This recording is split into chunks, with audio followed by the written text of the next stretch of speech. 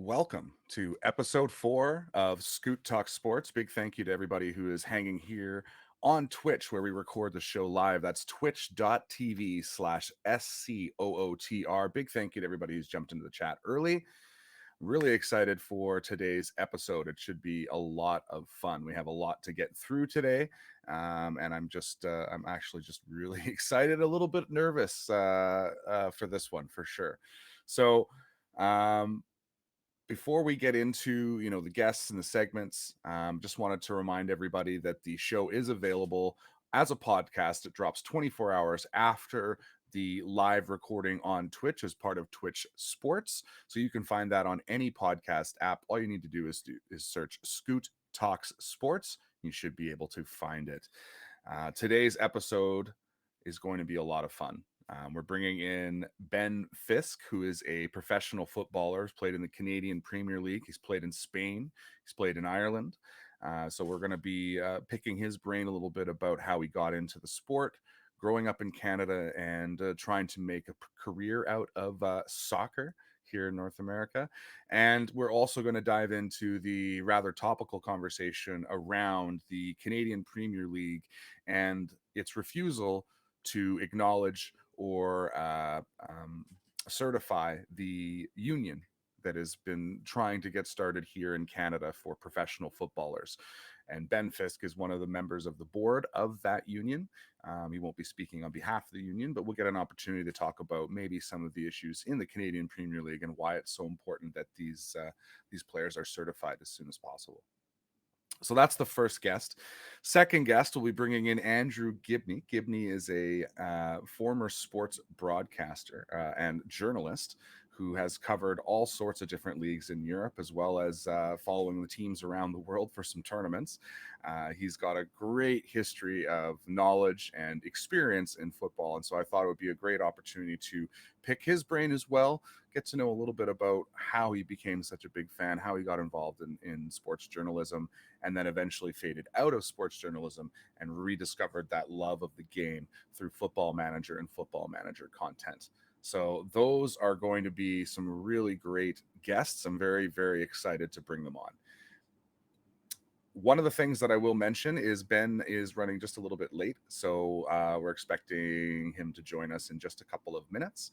So we will probably have a little bit more editing for me to do after this podcast, but that's okay.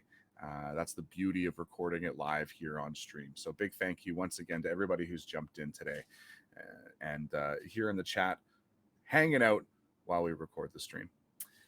Before we get into the guests and while we're waiting for Ben to connect with us, I think I would like to talk a little bit about the Canadian game last night, Canada versus Costa Rica in the Gold Cup quarters, and we won 2-0. And by we, I mean Canada, of course. Canada won 2-0 in a very, very impressive game. We looked really, really good. The only unfortunate kind of part of that game is that a couple of our players picked up cards, and we're now going to be missing a few key players going into the semifinal against Mexico, which is going to be a big challenge. That's the big game coming up now. It's all I'm thinking about: Canada versus Mexico. Opportunity for us to go to the final if we do beat Mexico. And then the other semi, you have the United States and Qatar. Qatar is an invited guest into the Gold Cup, and I mean, for the memes, they could have an opportunity to maybe get into that final. So it was a really exciting night. And Tedium in the chat there, absolutely. Probably the best Canadian men's national team game that I've ever seen. Really, really, really good team. And the pressure that they put on and didn't allow Costa Rica to really get organized at any point in that game. It was very impressive. So while we're waiting for Ben to join us, guys, how are you? How is your day? What are you guys watching? And what has been on your mind in terms of sports? We might as well babble a little bit while we're waiting for Ben to join us. Let me see here. Invited guest. That's a very good point there, Simon.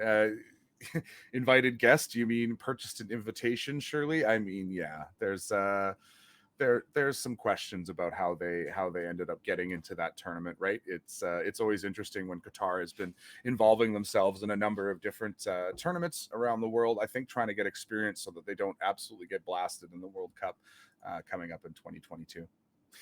So with that in mind, I see that Ben has joined us here, so we're going to go ahead and get started with the first segment. So again, big thank you to Ben taking the time to join us. Ben is a professional footballer. He's been a part of the Canadian Premier League, and he's also a member of the board of the Professional Footballer Association of Canada, I believe is the full name. So what we're going to do is we'll bring Ben in here, and I'm going to pick his brain for a little bit. And this is a great opportunity to have a bit of a chat. Please continue to roll in questions. I'll try to bring them up as I can. Otherwise, thank you again for being here, guys, and let's bring Ben on. Thank you very much for being here, Ben. Really appreciate you taking the time today. It's an absolute pleasure. No problem at all, man. Thanks for having me on. Yeah, no problem at all. And I will be completely honest with you. You know, this is my first opportunity to interview a professional footballer. So if I seem a little bit meek, a little bit nervous, that's totally part of it, right? So we're working class professional footballer. Remember that one. So absolutely, I'll still see it. Tim's grabbing a coffee or something. Exactly, right? So there you go. Yeah. Exactly. So Ben, thank you again for joining us today. I really do appreciate it. It's nice to snag you while you're on the road. I know that you're busy, probably got a lot of things going on, especially with the union, but I thought it'd be a great opportunity to explore a little bit of your career, your love for the game, and then of course talk a little bit about the union and the Canadian Premier League. Sounds great. Awesome. Have at it. So first off, you take a look at your Wikipedia, you take a look at your history, your transfer market pages. What's the first thought of what's it like knowing that you have a Wikipedia page? There's people out there who are interested in actually keeping track of you and updating a wiki page. Is that kind of a cool experience? To be honest, I don't think it's something I think about too often. Actually, once in a while, I'll check it. I'll see if the stats are updated. It's maybe a bit of a novelty when you're 18, 19 years old, but I think it wears off pretty quick. Yeah, absolutely. So in terms of the roots of the game, soccer, as they say here, I don't know if you'll probably see me float between soccer and football, as I'll have a lot of fans overseas that give me a smack when I say soccer. But I see that you kind of started your career, at least from what I was able to find, at the Grandview Legion. Is that correct? Is that kind of the first club or academy that you jumped into? Yeah. So that's it's like a youth club in East Vancouver where I grew up. So it's the name Grandview Legion is because it's funded by the Legion there. So so that's kind of where I played for my first teams and scored my first goals and all that. So it's some good memories. And actually the coordinator or director or whatever of that team actually ended up being my mom's next door neighbor when I was, now playing professionally for the last few years. So that was pretty funny to have that connection as well. Small world, even in Vancouver. Yeah, small community in East Van as well. It's pretty tight knit.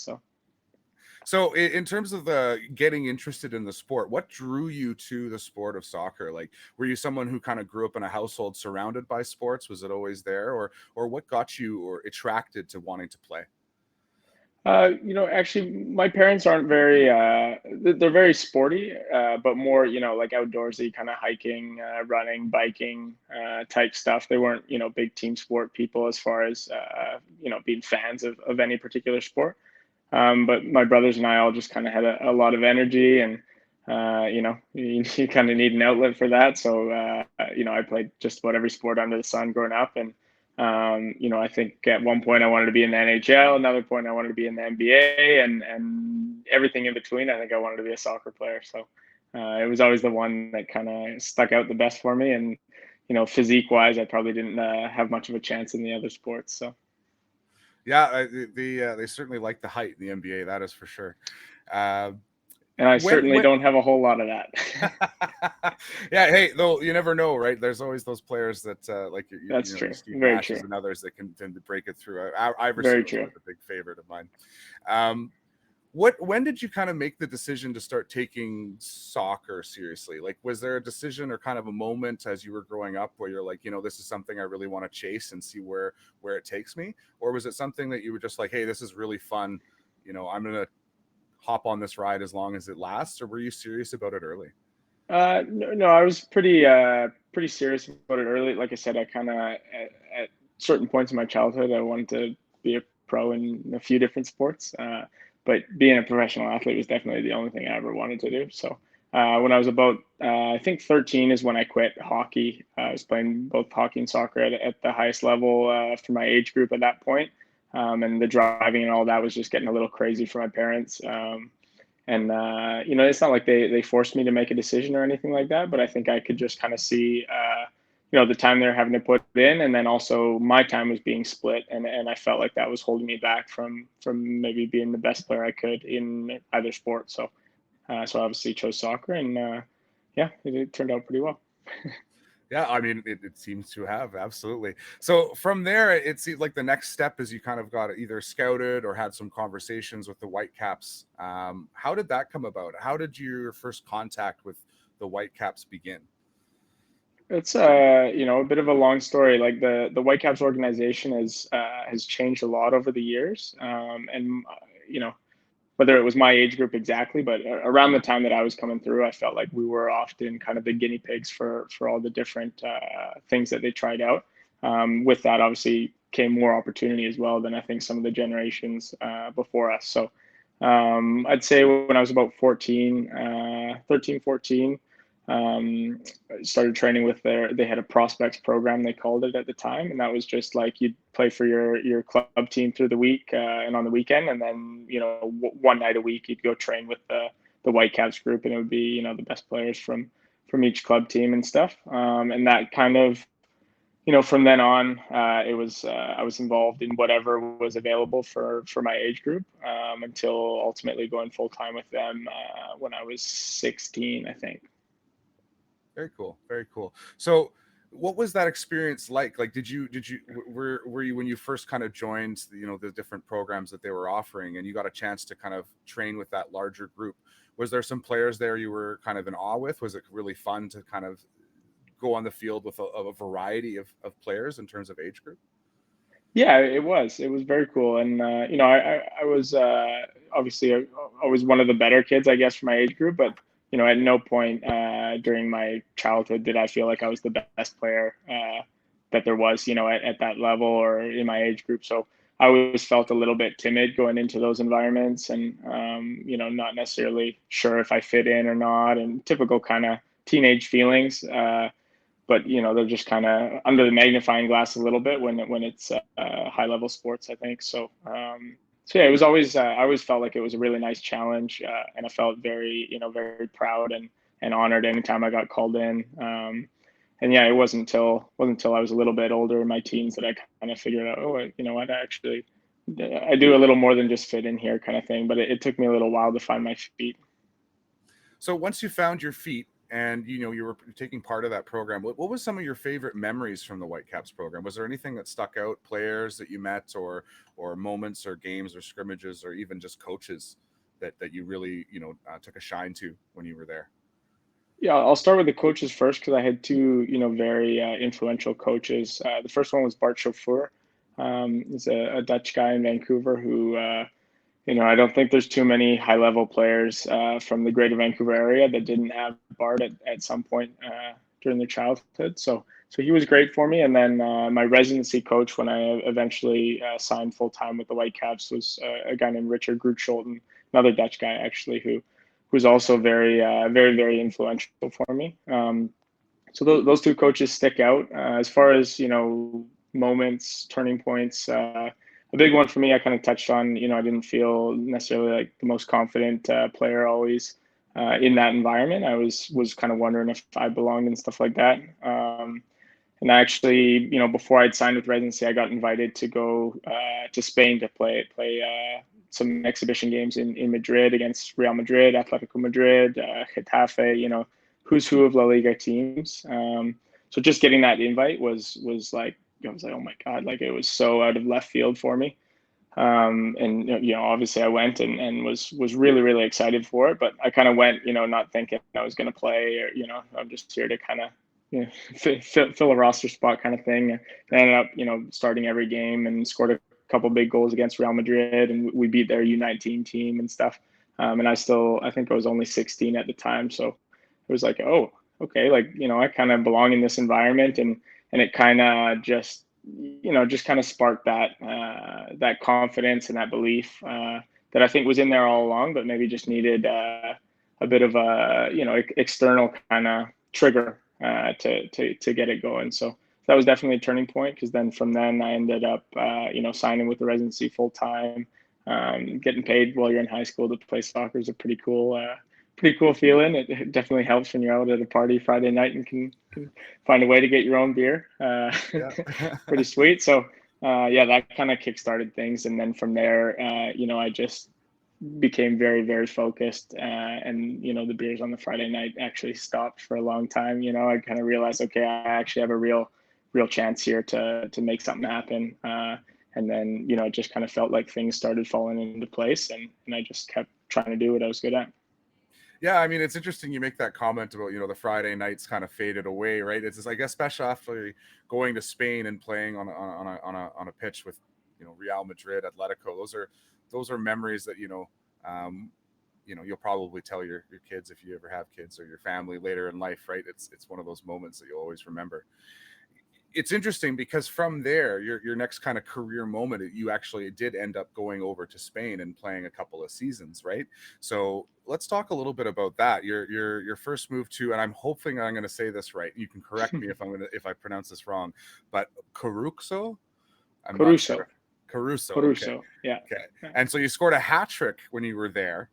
What was that like? What was it like playing for that Spanish team? What was the environment like? The supporters? Is it a new experience for you?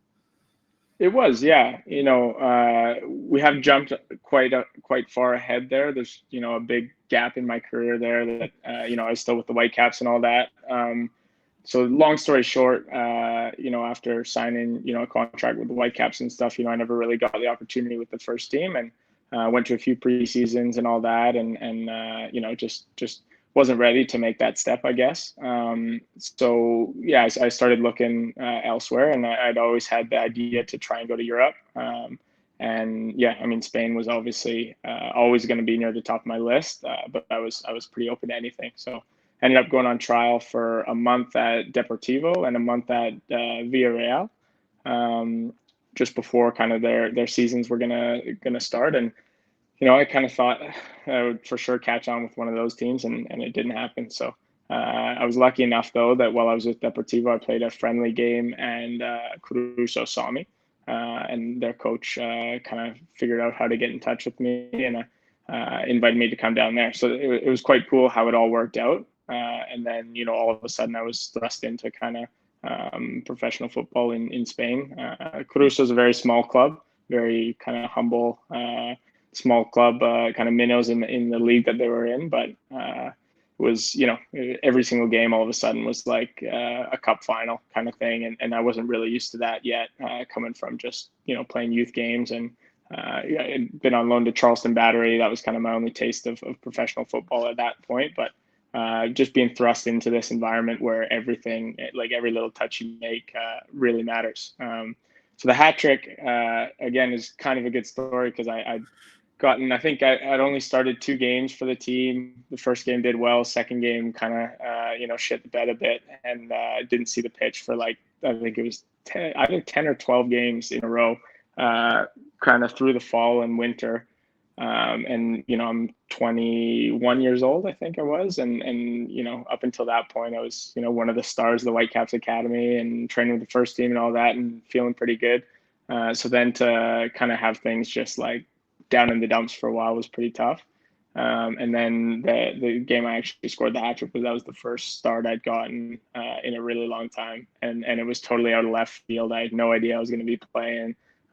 Coach gives the starting lineup, 2.5 hours before the game or whatever it was, and I was like, oh, here we go. Like, this is what I've been, busting my balls all winter for. And I just went out and played like it was my last game, and obviously worked out pretty well. So. Yeah, I mean, that's quite the story. It's interesting because obviously, when I'm trying to without picking your brain before an interview, it's trying to find all those gaps. And so you mentioned something about when you went over to Spain and they ended up finding you. Did you have an agent at that time, or was it purely people were ringing your phone going, hey? No, it's through an agent. Yeah, I think you got to be a pretty well known young player to be getting phone calls from foreign countries that with no connection there, right? So so I was lucky enough to get those opportunities, and then go on trial and kind of see what happens. I think a lot of young Canadian players have been through something similar. Yeah, and I think that's, especially before, the Canadian Premier League, the NASL was around for a while. There wasn't really a lot of opportunities to kind of grow within the country, right? It seemed like if you look up at most, Canadians who were able to go abroad or Canadian professionals, you go and you look at the history of where they've been. It's always kind of an interesting kind of ride where you're taking opportunities wherever they come, right? So Totally. so it seems like that next opportunity came from Deportivo. So you actually went and played for their B side for a while. How did that compare to playing with kind of the minnow and then moving to a B side of obviously a club that has pretty storied history? It's a relatively well-known commodity in Spanish football. Yeah, so I kind of touched on I spent a month on trial with them before joining Caruso, and I absolutely loved it there. I was quite disappointed not to stay, but I kind of had it in my head, like they made it pretty clear they'd be watching, kind of thing. Caruso's just an hour and a half away from Coruña, where Deportivo is situated, so I kind of had that goal set where I want to try and kill it this season, and if I do, and they're true to their word, kind of thing, like it might work out. So that's ultimately obviously what happened. And joining that club for that year flew by pretty fast, but it was just unbelievable. Like training with the first team there, they're in La Liga at that point. You train with these guys Monday to Friday, and then go watch them get beat 7-2 by Barcelona on the weekend. It definitely shows you there's levels even at the highest level. There's levels to where you're at for sure, but sharing the pitch with some of those players, I was lucky enough to play one cup match with the first team, and yeah, it's just incredible memories for good and bad, to be honest. Some of the highest points of my career were like I said, being involved in that group and kind of being at touching distance of my ultimate kind of goal and dream, and then obviously to kind of have it fall apart and not stick on. Just spending the 1 year obviously is not how I planned when I went there, so it really, I think, there's a lot of growing up for me in that season, just ups and downs and everything in between. So Yeah, I mean, it just sounds like a lot of, if I'm thinking about myself at that age, I don't know if I would have been able to kind of handle or get that professional mindset and be able to bounce back from some of those, hey, you had 2 starts and now you're not starting for 10 games. Here's a hat trick, right? Like there is that kind of up and down that you have to manage. Is that something that you felt was a really big key to your development, was being comfortable with those ups and downs and being able to work through them? Or was that something you have always kind of viewed as a challenge? I definitely always view it as a challenge, but those couple years in Spain definitely kind of drove it home for me. Definitely for good and bad, showed me that the value of just being resilient, and also a very, very important life lesson I think for everyone is just you can put absolutely everything you have into something, and that doesn't guarantee that it's going to work out the way you want, right? So it kind of it reinstilled in me how much I love the game, and how I felt very beat down by not sticking on at Deportivo and not breaking into the first team. That's the closest thing to kind of depression that I've ever felt, was coming home after that year. And just that feeling of like I've given this everything and it hasn't worked out.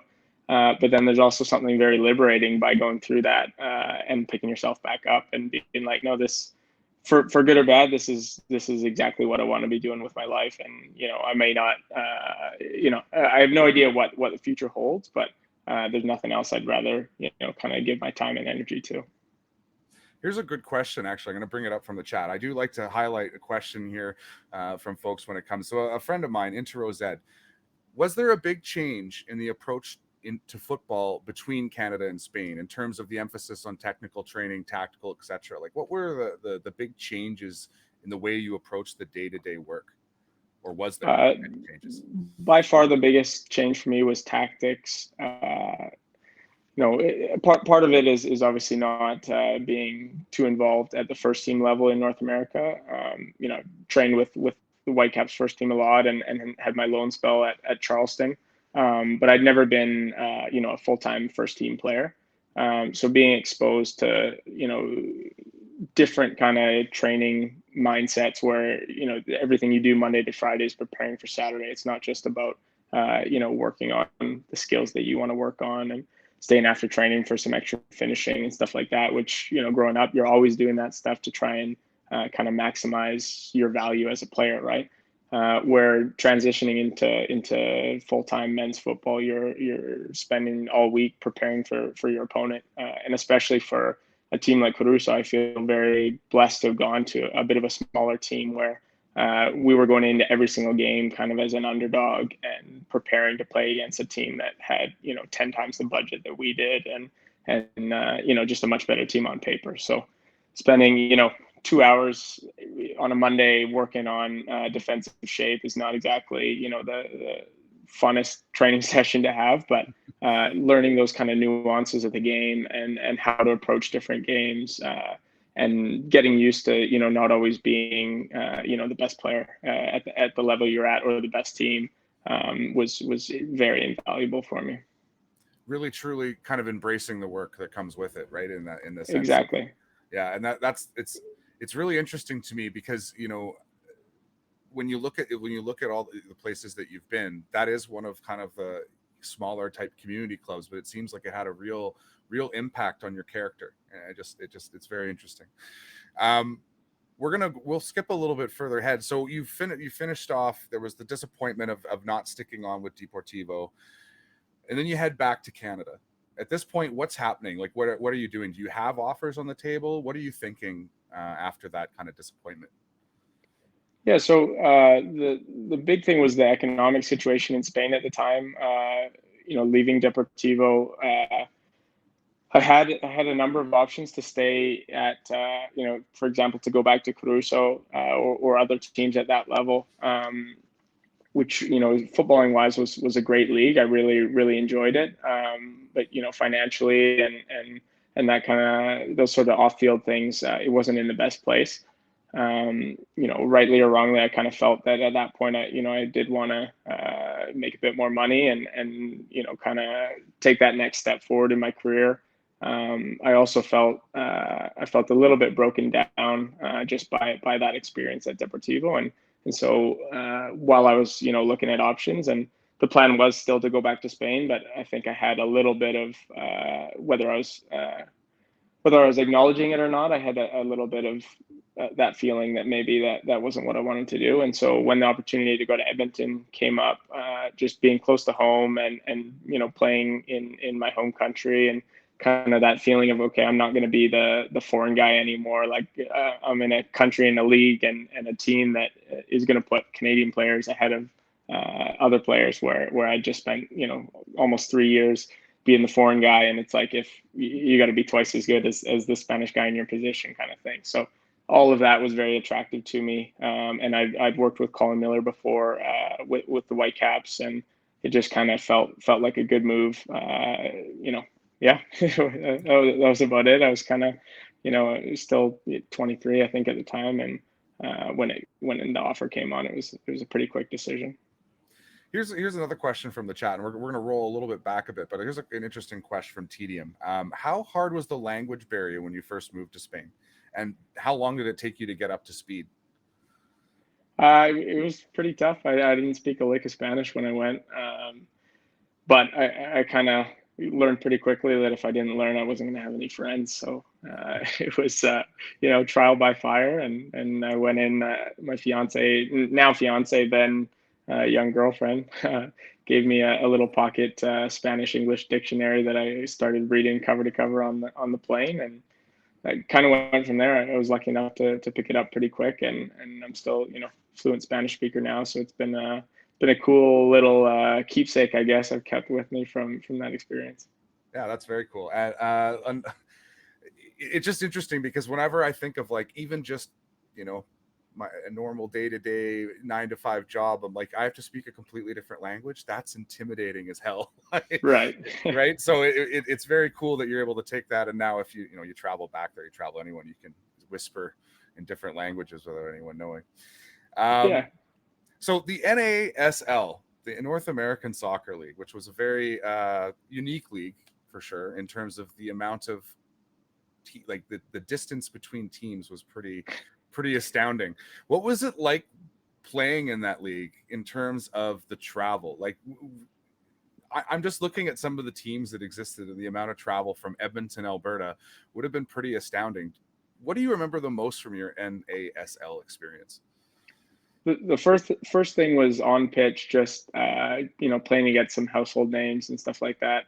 Kind of stuck out, and again at that age, that was a pretty cool kind of novelty to be playing at a level where I felt okay, like, this is really cool, and all the travel at first is really cool as well, until you actually have to do it, and then you're waiting 4 hours for a missed flight from Puerto Rico to New York to San Francisco, there and back again. So the travel was like, you nailed it. It was absolutely nuts. Like, and Edmonton was the worst city for it. Like, all the other teams hated coming to Edmonton because there's no direct flights. Like, usually we'd have at least 2 connecting flights to get anywhere we were going. So it makes for some fun team bonding for sure. It makes for some fun, just experiences where, like I said, missed flights, lightning delays and all that kind of stuff. Not getting into Indianapolis until 3 hours before the game, kind of thing, trying to get a bite to eat and then go out and you still have to do your job. So there's, I guess it got a little old sometimes, but looking back on it, it was pretty fun. And obviously traveling to a lot of cool cities as well. Like I touched on New York, Puerto Rico, San Francisco, Miami. It was pretty good. It was a cool not going to league. complain. Not going to complain at all. Yeah, like it was a cool league in the sense of the teams and the cities and like who was involved, and then there was Edmonton. Like it was just felt like way up here. Okay, we're going to join too, right?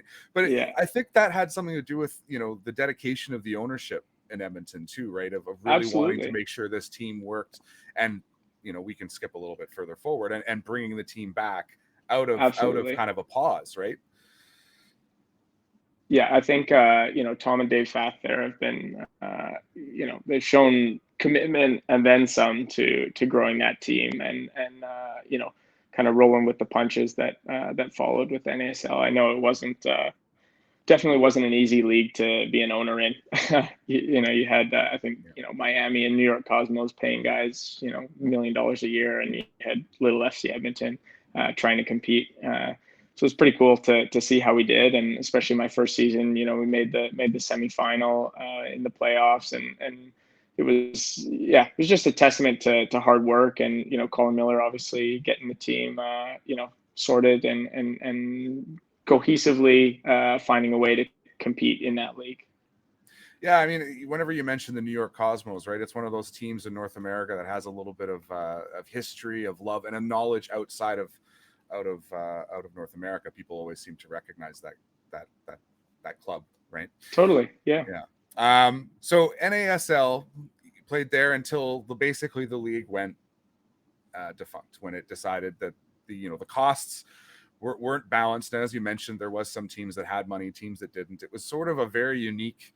Again, if you, I've always mentioned it to folks whenever they talk about why is the Canadian Premier League just starting now, or why is this? It's like, just go look on Wikipedia and search defunct soccer leagues in North America, and you'll see a list of loads of them. NASL being one of them now, right? And it's kind of cool. And I think NASL multiple times as well. Yeah, exactly.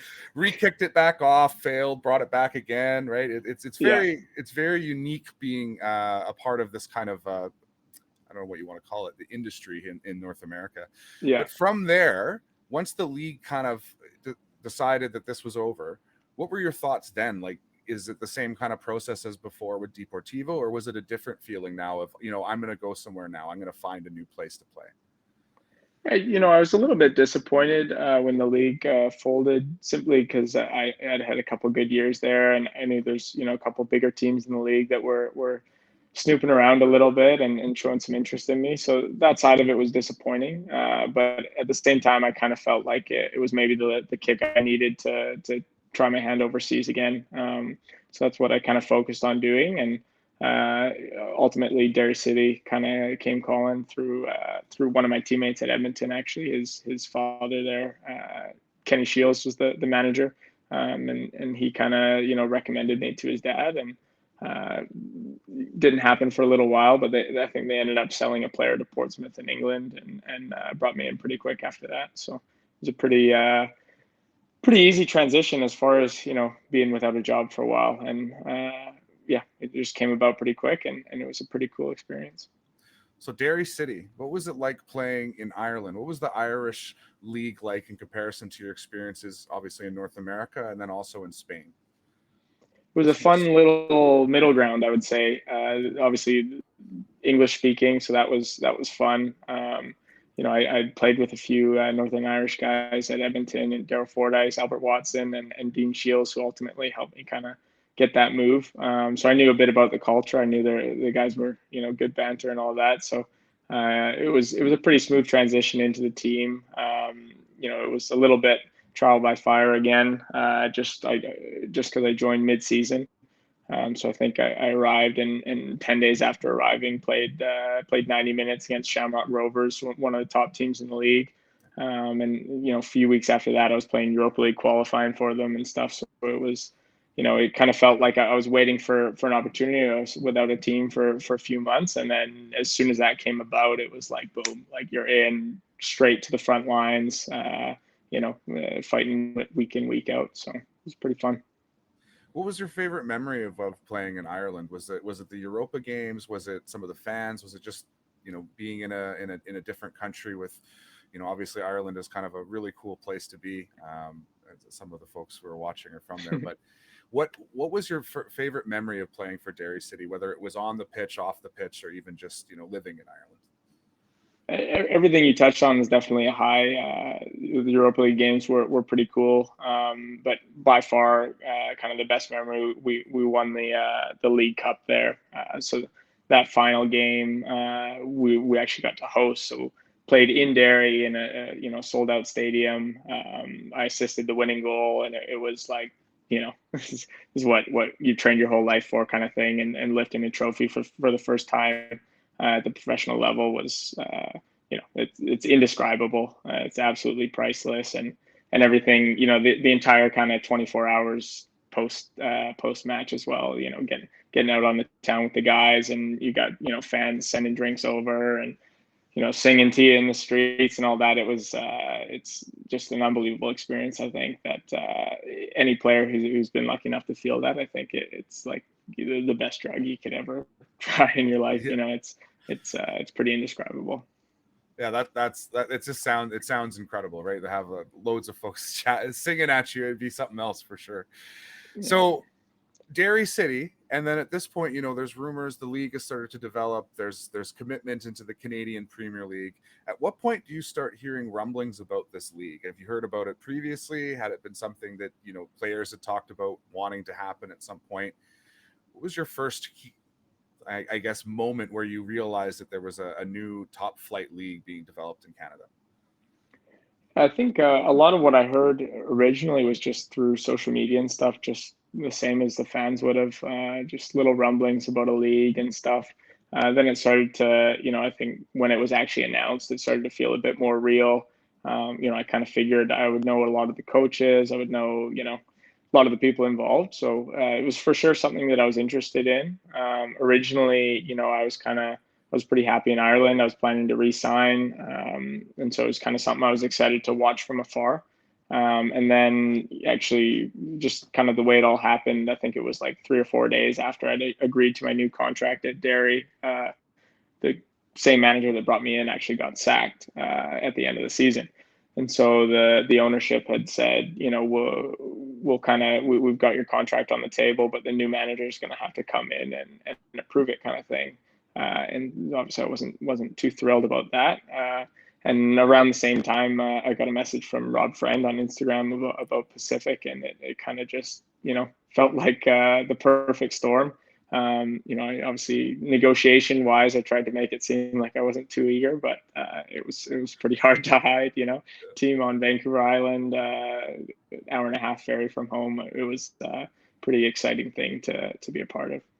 Yeah, I mean, I can still remember when your signing was announced, and I was somebody who was still, still kind of learning the names in the Canadian soccer, and it was always presented, Ben Fisk is going to Pacific. It was a big, I can remember it being a big deal at the time, especially for the fans of Pacific, to know that somebody who was connected, whether or not it was Vancouver Island community, you're a BC kid, you grew up there, right? So I remember that pretty fondly, thinking, "Oh wow, they're bringing a player from overseas already. This is amazing, right?" Here's a question that came from the chat, and I thought it was interesting. You had a history with FC Edmonton. Did they actually reach out at all in terms of the Canadian Premier League, or was Pacific sort of the first of the door, and that was your dream right there because it was so close to home? I'd had a few chats with Jeff Paulus, who was the assistant when I was there. Never anything formal. I think I just told him that I was re-signing with Derry because at that point, that's what I was doing. So like I said, it was just kind of this perfect storm, how everything, A, B, and C kind of fell into place one after the other. So it would have been something I was open to. But then definitely once Pacific was on the table, that's kind of the only place I wanted to come home to. So Pacific FC, your first year in a brand new league, which must be unique in a sense because it's a new league. There's the staff are new to the league. The officials, everything is basically kind of being cobbled together over a 3-year plan. What was that first year like in comparison to some of your professional seasons overseas? Whether it was in Spain or in Ireland. Yeah, I mean, it was very different in like an infinite number of ways. It was very cool. It was, brand new team, brand new league.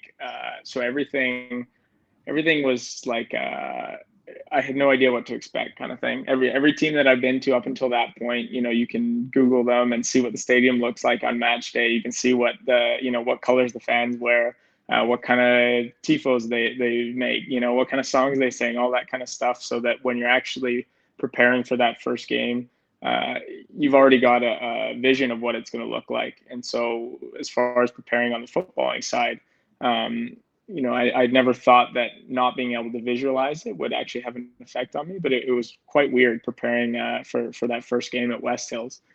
Just not being, literally having no idea what it was going to look like.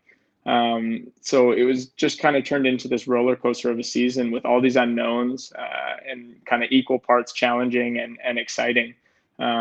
So, lots of highs like that first win in CPL history at West Hills, unbelievable day. I would almost equate it to kind of the cup final in Derry, where other than the silverware at the end of it, it just felt like this build of kind of emotion and stress of are we going to perform? The fans maybe they're not going to come back if we don't put on a good show, kind of thing.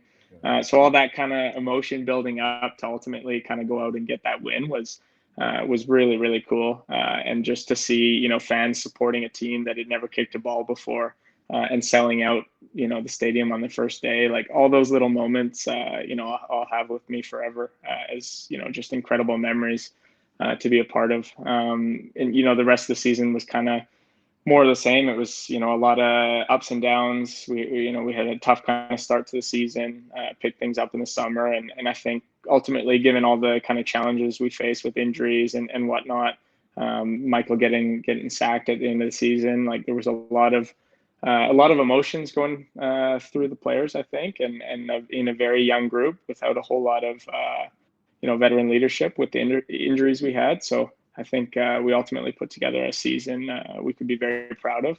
And I think you've seen that now with Pacific over 2020 and now how they started in 2021. The guys that have kind of been there the whole time, you can see a real maturity that they've grown into. And there's a good reason why they're one of the top teams in the league now.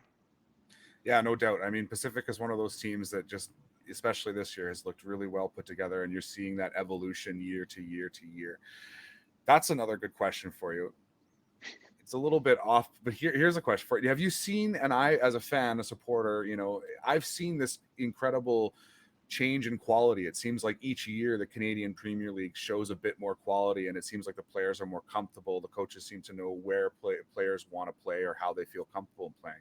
Are you seeing that as, someone who's watching a little bit this year, as well as being a professional footballer? Are you seeing that same kind of increase in quality year to year right now? Yeah, I am for sure. I think, especially this year, I think 2020 was just the way it came about with COVID and not having, not nobody had a proper preseason. It was a packed schedule. There's a lot of things that were a lot of variables that were working against us, I guess. 2021 obviously has not been ideal as well, but certain teams, have been able to actually still get a proper preseason in, and I think that's made a big difference. Seeing just that little extra bit of sharpness, a little bit of extra fitness. You can run all day, but nothing actually compares to being in a match, and that kind of 90-minute fitness. There's really no way to replicate it other than actually getting some games under your belt. So I totally agree with you. I think the quality's definitely gone up, and it's been amazing to see. Some of the goals being scored this year have been just top notch. Yeah. So it's been really fun to actually kind of step back and watch as a fan and just supporter of Canadian soccer like anyone else. Yeah. Here's a question for you. So your first season, Pacific FC, the manager gets sacked. At this point, are you thinking that you're wanting a new team, or is it a conversation that's happening at this point, or are you excited at the idea of, there's an Atletico Ottawa that's coming. They're owned by Atletico Madrid. There's that kind of interesting dynamic of that new team. What were you thinking at the end of that first season? To be honest, there was nothing in my mind other than staying at Pacific, and that was the plan for almost the entire off season. It only really came about with Ottawa.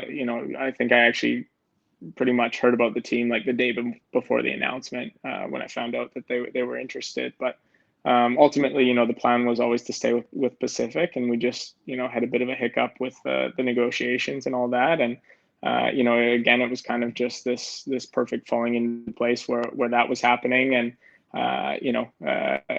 Ottawa just kind of came calling pretty quick, kind of came hard and fast at me and asked me to come be obviously a key player in their first signing and all that. So it just kind of fell into place, and like I said, it definitely wasn't the plan, but it felt kind of like it was meant to be a bit. So. Yeah, and I mean, it's one of those, a little bit of a trivia piece too, right? It's like who was the first signing for Atletico Ottawa? Well, it'll be Ben Fisk for the rest of time, right? Here's a question for you. You mentioned a little bit of how that 2020 season. I mean, obviously it's tough. You've got COVID. They did a bubble season in PEI, which is not a place that was really known for its facilities. You basically set up sort of in a field while you were there. What was that bubble season like? At the Island Games, like, was that an enjoyable experience for players, or was that more of a grind and then you didn't really realize the moment until it was done? Yeah, I mean, it was definitely enjoyable in the sense that we'd all been waiting to play for a long time. So just getting back on the pitch was definitely maybe more of a relief than anything. As far as it's kind of hard to describe. I think for what it was, for what was available for the league at that point, I think they did a very good job pulling that off. And I wasn't a part of the bubble this year, but I think definitely the league and ownership groups need to be commended for pulling those tournaments together. It's not easy. Nobody's trying to pretend like it's easy to just put together a 5-star tournament on a few weeks' notice and make everybody happy, right? So for what it was, I think they did a great job, and obviously the quality of play was pretty good, and that's down to the coaching staff and the players just keeping themselves ready and keeping themselves sharp, I guess, without a whole lot of training going into it.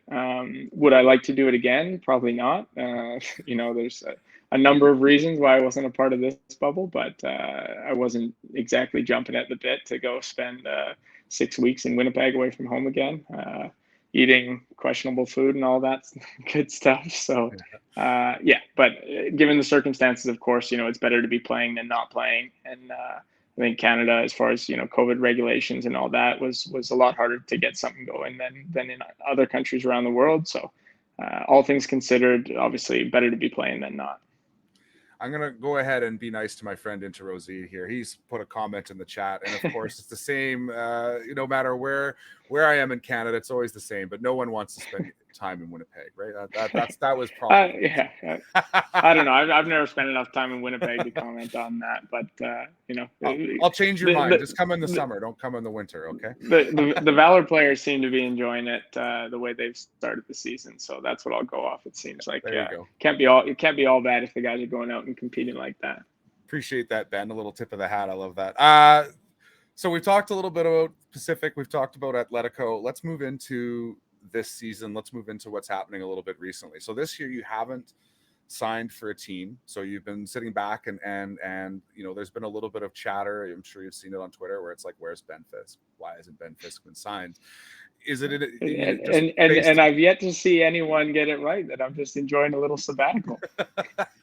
So is that was going to be my question? Was it purely to avoid another bubble event, and then now maybe you're going to have a conversation, or is it something where you're taking a year off and maybe you're thinking about coming back next season? Or if you're not comfortable talking about this, Ben, that's okay too. Like, I just thought I'd ask why I have you here.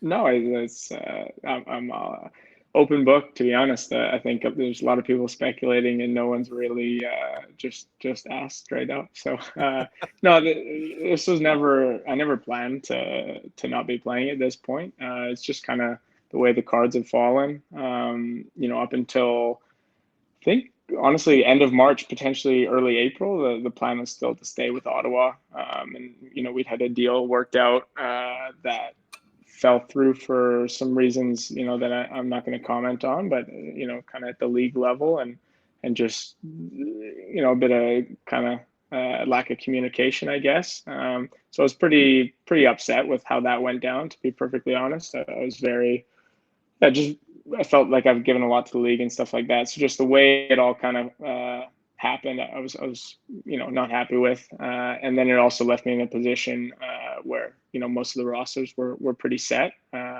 coming into the 2021 season. So I definitely made some calls to some other CPL teams, but it was kind of a case of we're all set for now. Let's touch base mid-season kind of thing.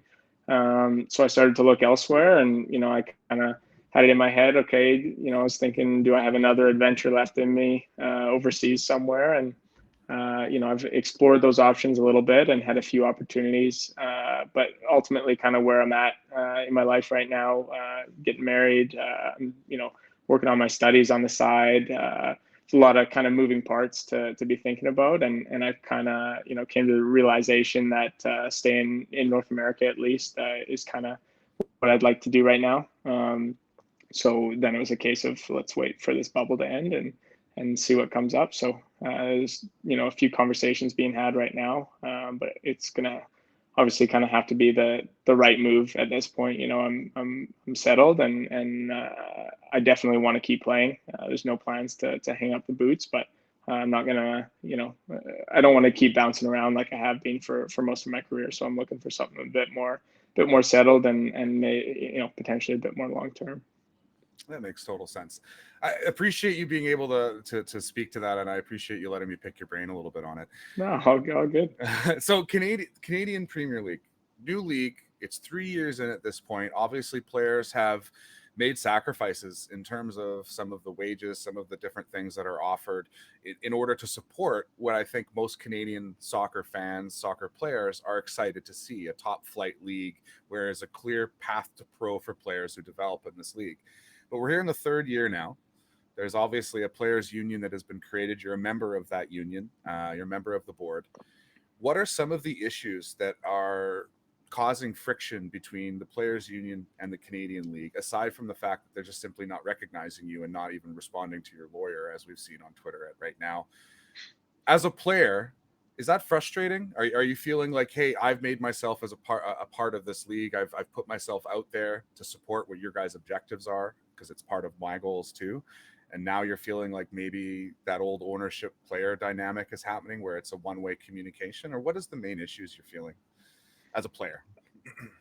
Yeah, I mean, I do kind of pride myself on being someone who's able to see both sides of it. So, I would be lying if I said I didn't understand the owner's perspective and the league's perspective. But I also think as an organization with the PFA, we've tried to make it very clear that we do see both sides, frankly, and we know where things are at right now, and we know that if you're thinking strictly, about dollars and cents, that a players' union starting during the pandemic seems like they're just upset about wage cuts, et cetera, et cetera.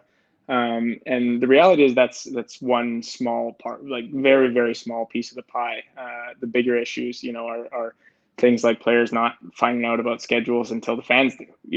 We got guys with wives and kids at home who, healthcare, depending where you live, can be quite expensive, especially for foreign players.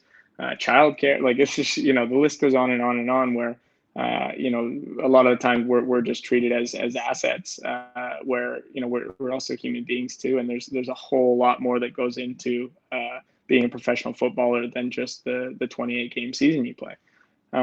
So there's just so many kind of points, talking points where we just want to be a part of the conversation, and we just want to be involved as some of the major stakeholders in what's happening here.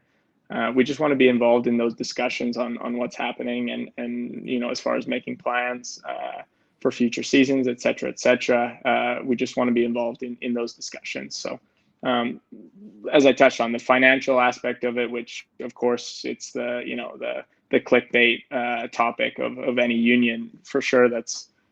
Everyone knows that that's something to be talked about, but that is far and away from our top priority at this moment in time, and we've made that clear in our connections with the league, offering to forego collective bargaining for a number of years, et cetera, et cetera. That's not the priority right now. The priority is just giving the players a voice and being involved in decisions that ultimately affect us more than most. And it's something that we've seen, I think, as fans, as supporters, as members of supporter groups. I mean, we see that these leaks come out, right, of the schedule, or of when a new team is joining, or and it always comes out as a leak from it feels like a little bit of a random Twitter account. Right. And that's where we get our league news for the most part as supporters. And so as players, if that's where you're getting your updates from, that would be incredibly, incredibly frustrating. One of the points you made earlier too was around this year's kickoff, the bubble, and the short training time that was given to some teams because of the different rules in different provinces. Is that sort of the type of thing where you need a player at the table to say, hey guys, like, for example, Forge hasn't had the same type of training availability that some of these other teams have had.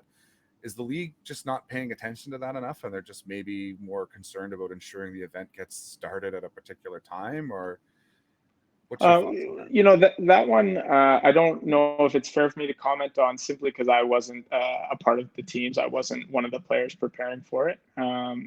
I know that each team's circumstances were very different, and a lot of that was down to the public health orders in each respective province. So, that's a very complicated conversation. And the only thing I would say to it is, of course, it would be easier to involve the players and chat about it. I don't know to what extent they did, as far as chatting to the captain of each team, or kind of the leaders of each team. I know, for example, 2020, the bubble season, the league was trying to involve the captains in the discussions and the planning. So whether it's through the union or not, that's obviously appreciated, and I think that goes a long way in kind of building some mutual respect between the players and the league. So yeah, I can't really comment on this year because I wasn't a part of those internal discussions. I know obviously that they didn't want to involve the PFA in it, and I find that disappointing. But there's two sides to every coin. So I think the ownership in the league needs to be commended for sure for the amount of work that they've put in putting these tournaments on, and nobody is disagreeing that they've done a great job during the circumstances. It's just these little talking points that we think would frankly be a lot easier if we were involved, and we don't see it as an adversarial conversation whatsoever. I think we're all working towards the same goals to build this league into what we all know it's capable of becoming. And I think that kind of ability to work together on things is very beneficial for both parties. So there's a question here earlier from a member of the chat. And so he's asked me to save this to when we got into the union stuff. And luckily I was able to remember. So without getting yourself in trouble, what was the response to the players' unionization effort from people behind the scene, coaches, club front offices, agents? And if that's something you can't answer, of course, let us know. But was the response primarily positive from those you worked with on a day-to-day basis? Yeah, frankly, very, very positive. So, I'm not going to get into too much detail. But also, I got to make it clear, I'm not speaking on behalf of the whole union here. These are totally personal opinions and experiences.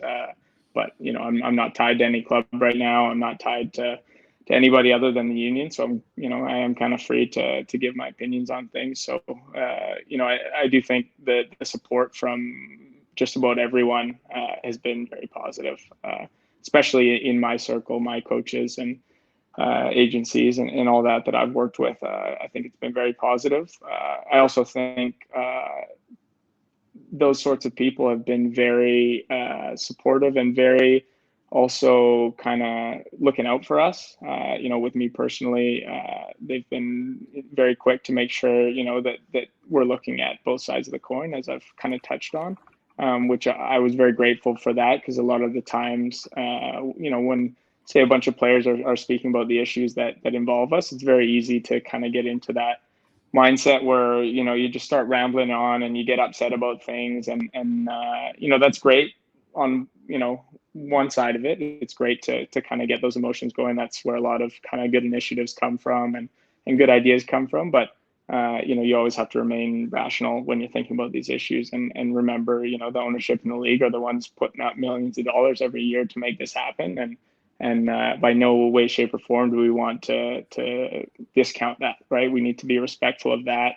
and I'm going to keep saying it: see both sides of the coin, because there is two sides to this story, and all the support from the fans obviously is incredible, and we're incredibly grateful for that. But there's not good guys and bad guys here. This is two groups that ultimately need to be working together, and our goal is not to make the league look bad whatsoever, right? We know that if the league looks good, that's better for the players. There's going to be more money on the table in the future. There's going to be more opportunities, sponsorship wise, TV deals, all that stuff that really affects everyone in this conversation. And so those types of things we'd like to be working together to bring, all the best opportunities to the table for both league, ownership, teams, players, fans, so, all the stakeholders involved. Yeah, and I think from a supporters standpoint, you can see all the supporters groups are just right there with you guys. It's a partnership, and I think we want, whether it's supporter groups, fans, the owners, and the players, we all sort of have a little bit of a part to play in the growth of this league. And you're right. I think it is a partnership at the end of the day, and it's one of those things that's always going to be tough to talk about, because whenever you talk about player unions, especially in North America, the first things that come to mind, right, are you're going to talk about the NHL lockouts, you're going to be talking about all these other things. And so there's what I think quite often happens is people immediately jump to those kind of negative conclusions from a union and don't think more about the fact that most unions work in partnership with their leagues, and it's much more of a absolutely. And I think it's very easy to focus on the kind of negative stories, because just like in the news, the negative stories are what everyone ends up wanting to read. But the day-to-day stuff, I think, is a lot more positive, and I think it's very short-sighted to not see the benefit of everyone working together, as you touched on, the fans included. I think a good example would be 2020 with the Black Lives Matter issues that were going on around the world, and we did end up speaking with the league, the players, and David Klanahan and other stakeholders involved. We collaborating on that, and I think that we ended up making a very moving demonstration and showing our support collectively, right? And so I really, honestly, I'm really not a fan of the kind of adversarial conversation that is kind of started at the moment, where it seems like it's us against them, like it's black and white. It's really it's not what I envisioned getting involved with the union, and I understand obviously there's going to be times like that, and now happens to be one of them. But I really hope that things kind of turn into a collective group effort in terms of building this league into the incredible potential that it has. I think that's what we're all hoping for, right? We don't want to see that conflict, even though it plays well on Absolutely. Twitter. Yeah, I'm sure it's pretty entertaining sometimes, of Yeah, course. yeah. Some pretty creative fans out there, and it's been, yeah, for sure, some good smiles and laughs along the way. But I think we all know that the way forward is finding a middle ground, just on any sensitive topic, whether it's life, sports, everything in between. I think that's what we can all do to try and be better, really, right? We just try and find middle ground and understand that very few things in life are black and white. Absolutely. And that's a great, life is never black and white. It's never quite that easy. A couple of last questions for you just from the chat, Ben, before I let you go. And once again, a big thank you for taking the time to hang out. This has been great. I really do appreciate your time. Yellow Sweaty Gorilla with another question here. Great This is name. just fantastic, right? And if you don't know, and I don't know if you play Football Manager, Ben, but this man here is the guy who puts together the Canadian database every year, so that all of us Okay. can play with you guys and all of the right staff and Love coaches. it. So anyway, his question is, and this is probably more of a a fan player question, not really an official question to the league or the union or anything like that.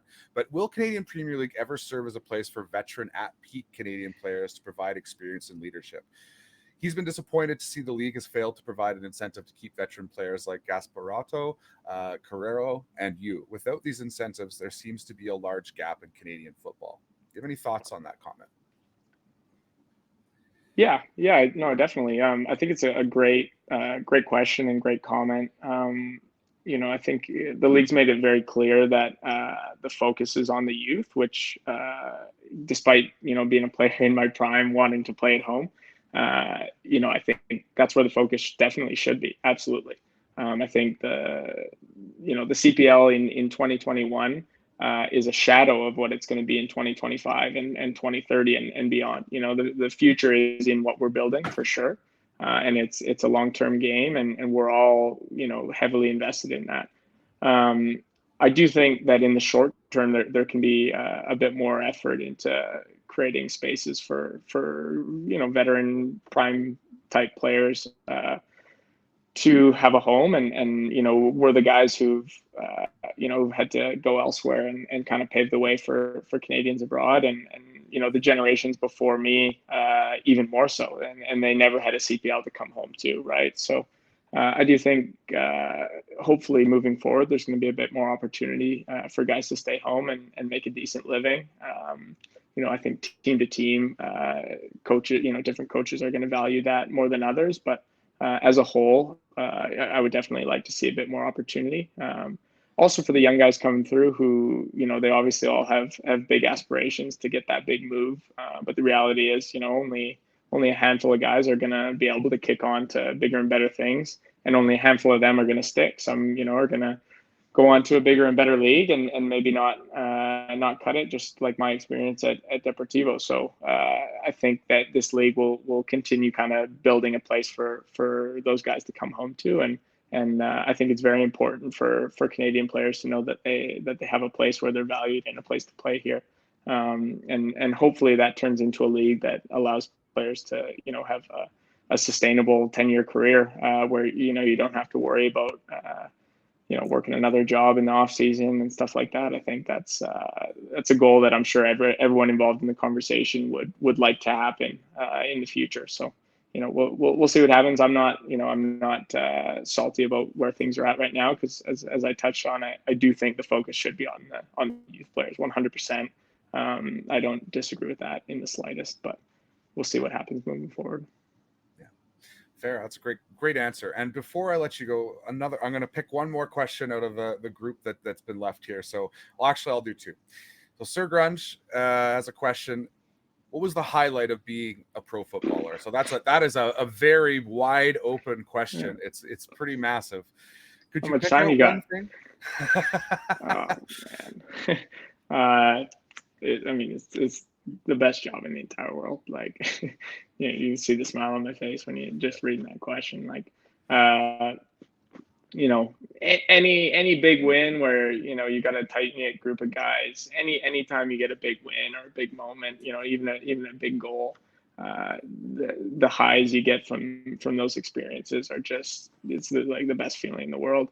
The camaraderie in a team, when things aren't going well, sometimes that's when a team comes the closest, and to build yourself out of the dumps kind of thing. It's an incredible feeling. Obviously winning some silverware is, I think, the pinnacle.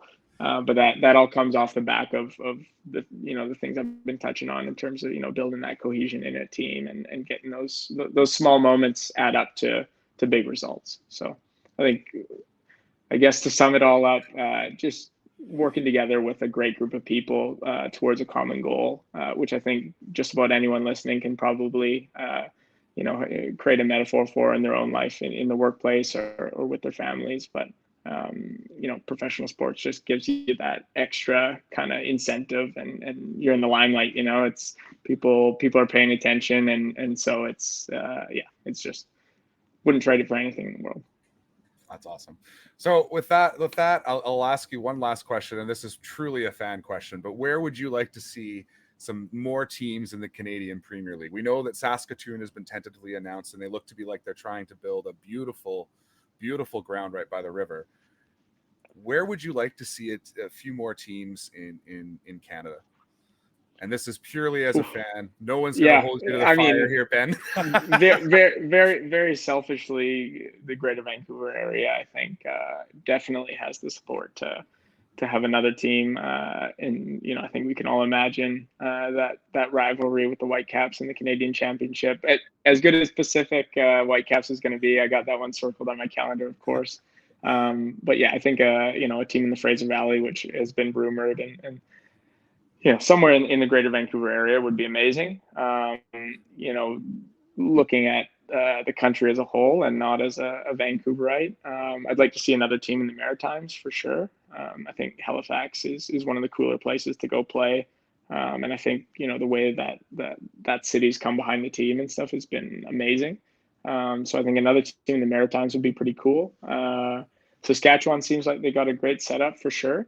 And yeah, maybe somewhere kind of unique, somewhere up north would be really cool. Like, I don't know if that's in the works anywhere, but I think to make it, truly a coast to coast league, having like a team in each province would be really cool, and make for a pretty sweet away trip too. Yeah, absolutely. I mean, it would be nice, just as a Valor supporter, it would be nice to have a team that's within maybe a weekend away day drive instead of Totally. a flight. That would be a dream. Totally. Right? So, but Ben, I want to say a huge thank you for coming on the show today. It's been a great pleasure having a conversation with you. Best of luck finding that next space. We're going to be looking forward to seeing you back on a pitch somewhere very soon. We know that you're going to bring a lot to whatever club you land with. So really do appreciate it. And we also really appreciate the work that you're putting in with the union, and the fact that you were able to speak to some of those concerns today. It was really a pleasure to have you in. Awesome. So, thank you so much for having me on, guys. Really appreciate it. Last question for you. If people want to get a hold of you, where's the best place to do it? Where can they follow you? So we have you on Twitter at Ben Fisk. Where? Yeah, Twitter at Ben Fisk, Instagram at Benjamin Fisk. And unfortunately, wasn't an early adopter of Instagram, so I missed the same username as Twitter. But yeah, pretty easy. I'm pretty active, and I quite enjoy engaging with fans and all that. So shoot me a message. Pretty open as far as questions and all that, and love a bit of banter as well, and a good meme. Absolutely. Thank you so much, Ben. All the best, and enjoy the rest of your day. Thank you very much. Cheers, Jeremy. Chat soon. Bye-bye. Bye.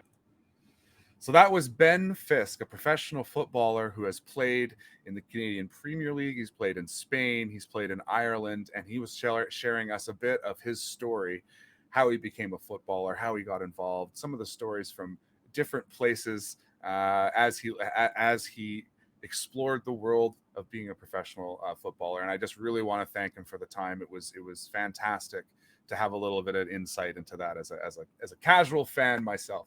So big thank you. And once again, if you are listening, guys, you can pay it, or you can take part and ask questions as part of the show. If you were here when we record live at 12 o'clock Central Standard Time every Monday and Friday.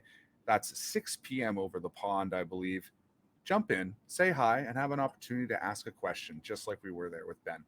So without further ado, we're going to head into our next guest as I move my cat out of the way.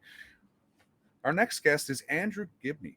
Andrew Gibney is a former sports journalist. He is a massive football fan who fell in love with the sport and then fell out of love, recently regaining that love with a little bit of Football Manager content. I thought it would be really, really fun to pick his brain a little bit, explore his love of the sport, and talk a little bit about what's happening right now. So without further ado, let's go ahead and bring in Andrew. Andrew, can you hear me? How are you? Oh, I can't hear you. So if you head down to the bottom of the screen there's a little toggle beside the mute button. It should bring up an option to choose a different output. And don't worry, this is the beauty of recording live, Andrew. I can just edit all these things later. Just one sec here. Maybe it's... Nope, not me. Is that better? One sec. Can you hear me?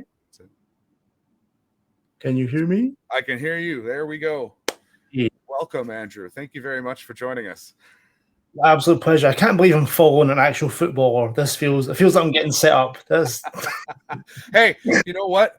Listen, this is one of those shows where I try and bring people in when they have opportunity. I've been if I'm totally honest, I've been bugging Ben on DMs for a few days, and he's even on the road. So it was one of those things where it's like, what time will work, and I'll make everybody else fit. But honestly, I think it's a pleasure to have you here, Andrew. You have a load of experience, so please don't, you may not be on the pitch, but my goodness, you've watched hours upon hours, and it's going to be great to be able to pick your brain a bit. I think, hours, days, lifetime. Lifetime, yeah. My first marriage ended probably because of football. So yeah, we'll get into it, though, won't we? We will get into it. So a big thank you for joining me today. I really do appreciate it. You did a great job of kind of listing off. I always try to do a little bit of my own research beforehand, and no wiki page for Andrew here, but he gave me a great rundown on kind of his connection to the game and things that you've done throughout your career, and also now as a little bit of a Football Manager creator where you've rediscovered that love of the game.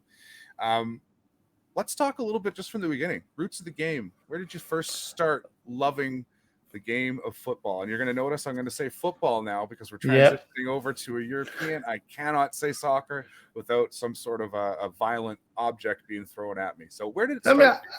I guess I watch American football, so I'm well versed in the nuances. But yeah, it's definitely football, and I mean the accent kind of maybe gives it away. I'm from just outside Glasgow, so it's like a family thing.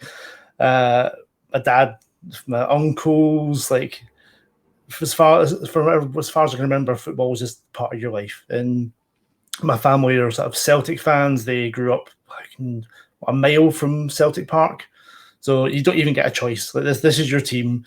My mum's Protestant. Her dad was a Rangers fan, but like the strong sort of Celtic influence on my dad's side. Yeah, and he obviously took me to my first game when God was like 6, 7, 8 years old. The old Celtic Park when you had terraces, and it just goes from there. And I think that's most kind of Glaswegian, Scottish. You don't really get a choice in who you support. Unlike you guys in Canada, I suppose you have like an EPL team or another foreign team. You get to pick and choose who you like. We don't get that luxury. You're kind of thrown in. This is your team.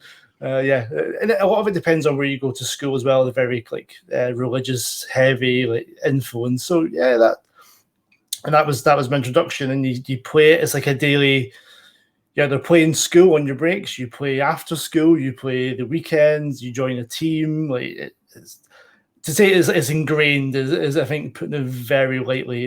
It is a religion. And I think unless you live there, you don't realize. And I think that my wife Catherine, we went to my dad's, and we're walking through just outside where Celtic Park is. It's like a shopping centre, and people are wearing shirts, and it's like a Tuesday lunchtime.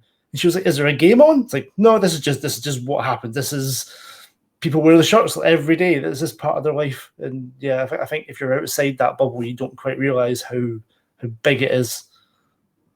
Yeah, it's really interesting. And one of the things I've noticed as I've interviewed different people, North Americans, when we talk about, well, how did you get into the sport? Like, if you want to become a football or soccer fan in North America, it's almost a bit of stubbornness, because you kind of have to ignore what the media spends all its time covering. You're going to see hockey, you're going to see baseball, you're going to see basketball, but like you'll catch here's an EPL highlight 4 minutes at the end of the Sports Center update, right? It's not necessarily right at the front. So we often have, I don't know if it's a luxury, but we have a luxury to choose who we support and kind of find that connection, where I always find, just as you've mentioned, you're often born when the choice has been made for you. Yeah, and I think that's when we'll get down the line as well. I wouldn't call myself a Celtic fan anymore. I've not watched a Celtic game in it's getting on nearly 8-9 years.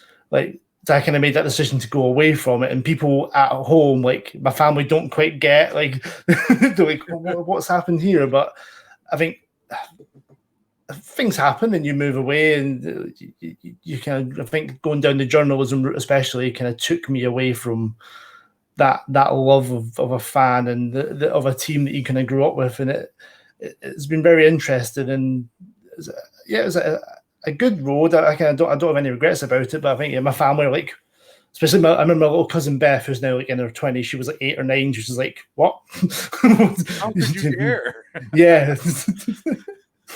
Yeah, it's interesting. I mean, you'd mentioned, you were a Celtic, ticket holder for 7 years before you moved to England, and you were watching loads of games all over Europe.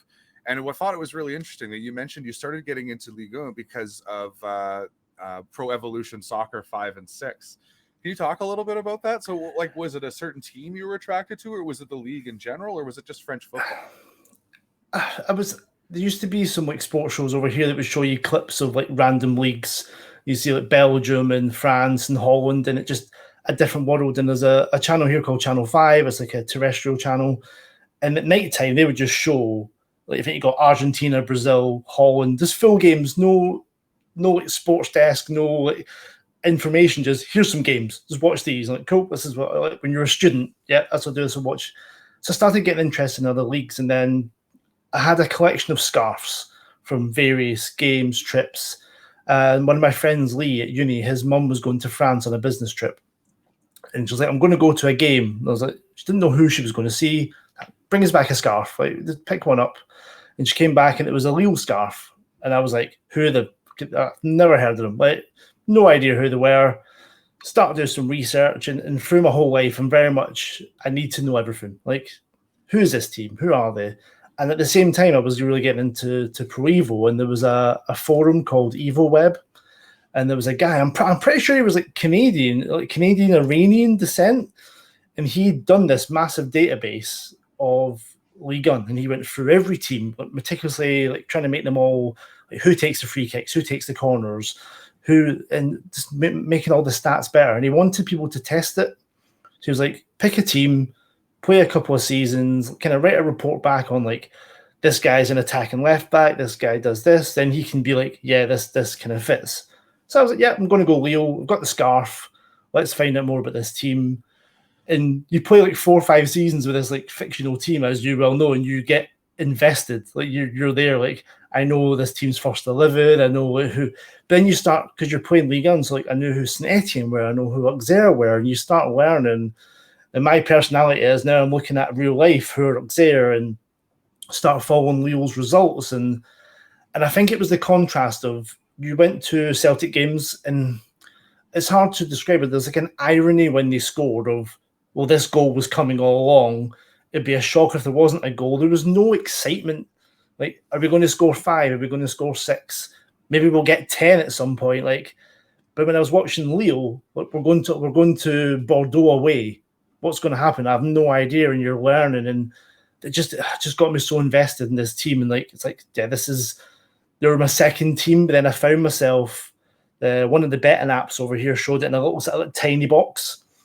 And I found myself watching that more than watching Celtic on my TV. Like, it was just, it just drew me in. And then I started watching other teams and this is my league now. And then I think it was 2009-10, I started writing down things like, there's this kid called Johan Cabaye no one's heard of, and before he was even a thing, and just sharing that, and you start going down the blogging route, and it escalated from there. But I was meant to go, I think it was 2006 when I was living in Leeds. I'd booked the Eurostar.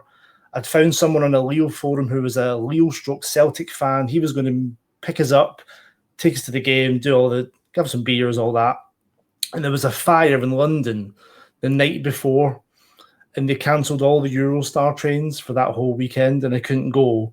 I think it was St. Paddy's weekend as well, so I just went and got absolutely smashed with the money I had saved for the trip. I remember checking the score at 10 o'clock at night, and we got beat 2-0 off Le Mans at home, and I was like, yay! Didn't want to go anyway. and it wasn't until, I think it was 2011, that I went to my first actual game. And at this point, I was fully in. I know this team inside out, watching all the games. As much as you could watch games in 2011, it definitely wasn't as easy as it is now. And I went, and as soon as I got to the ground, and it was they were playing at an old athletics track. And you had to climb up to the top, then let you go down to your seat. As soon as I got to the peak and I could see the floodlights and everything, I was like, yep, this is something. It was just there, just a feeling of, and like you said, sometimes you pick a team, but I feel like they picked me in a sense, like a random scarf, a trip, and just everything just felt perfect. And then still my team now, 15, 16 years on, I'm trying to remember the quote because my friend Interrozi will always throw it in front of me, but there's a quote, and I can't even remember what player it is, but it's that feeling that you find your club, or you find your place when you feel like home. Right? Yeah, and that's it. Yeah, you walked in there, you're standing at the top of it, and you're just like, hey, it's like I should have always been here. Yeah, right. And I'd been in the city all weekend, and I was like, what if I go to this city and everyone's a dick and I don't like it? But it was weird. Me and a guy called Andy Hudson, we went together, and we just had an amazing weekend, and just that level, just being there in the stadium. And I remember we were walking to the ground from the metro, and a French guy obviously heard us speaking English. He's like, why are you here? I was like, to watch Lille. And he was like, but why? I was like, because they're my team. But why? And he was like, you've got Premier League, because the French are obsessed with the Premier League. You'll see more Premier League strips and tracksuits than you will French teams. I don't get it. But they were just like, what are you doing? Why have you come to Northern France to watch us when you could go to Manchester or to London? I was like, just happened. It's just the way it is. And I'm stuck with this team as well, and same as you guys. Yeah, it's wild, because the only time I can remember feeling like that in a connection to a sport was the first time I went to a Valor game, and I sat down in the supporter section. It just felt like, I'd been to hockey games, I'd been to all sorts of sports in my life, and that was the first time where I felt like I could literally just kick up my feet. There was this sort of feeling of just I've always meant to be here. It's really interesting that Lille ended up being your club through that way. And it's funny because I ended up wearing my Weymouth kit. I don't know if you can see this, obviously, nice. But that was a club that I will wear this kit out here in Winnipeg in Canada. And people look at me and they don't even know what it is. And when they do know what it is, the first question is why. Yeah. It's why?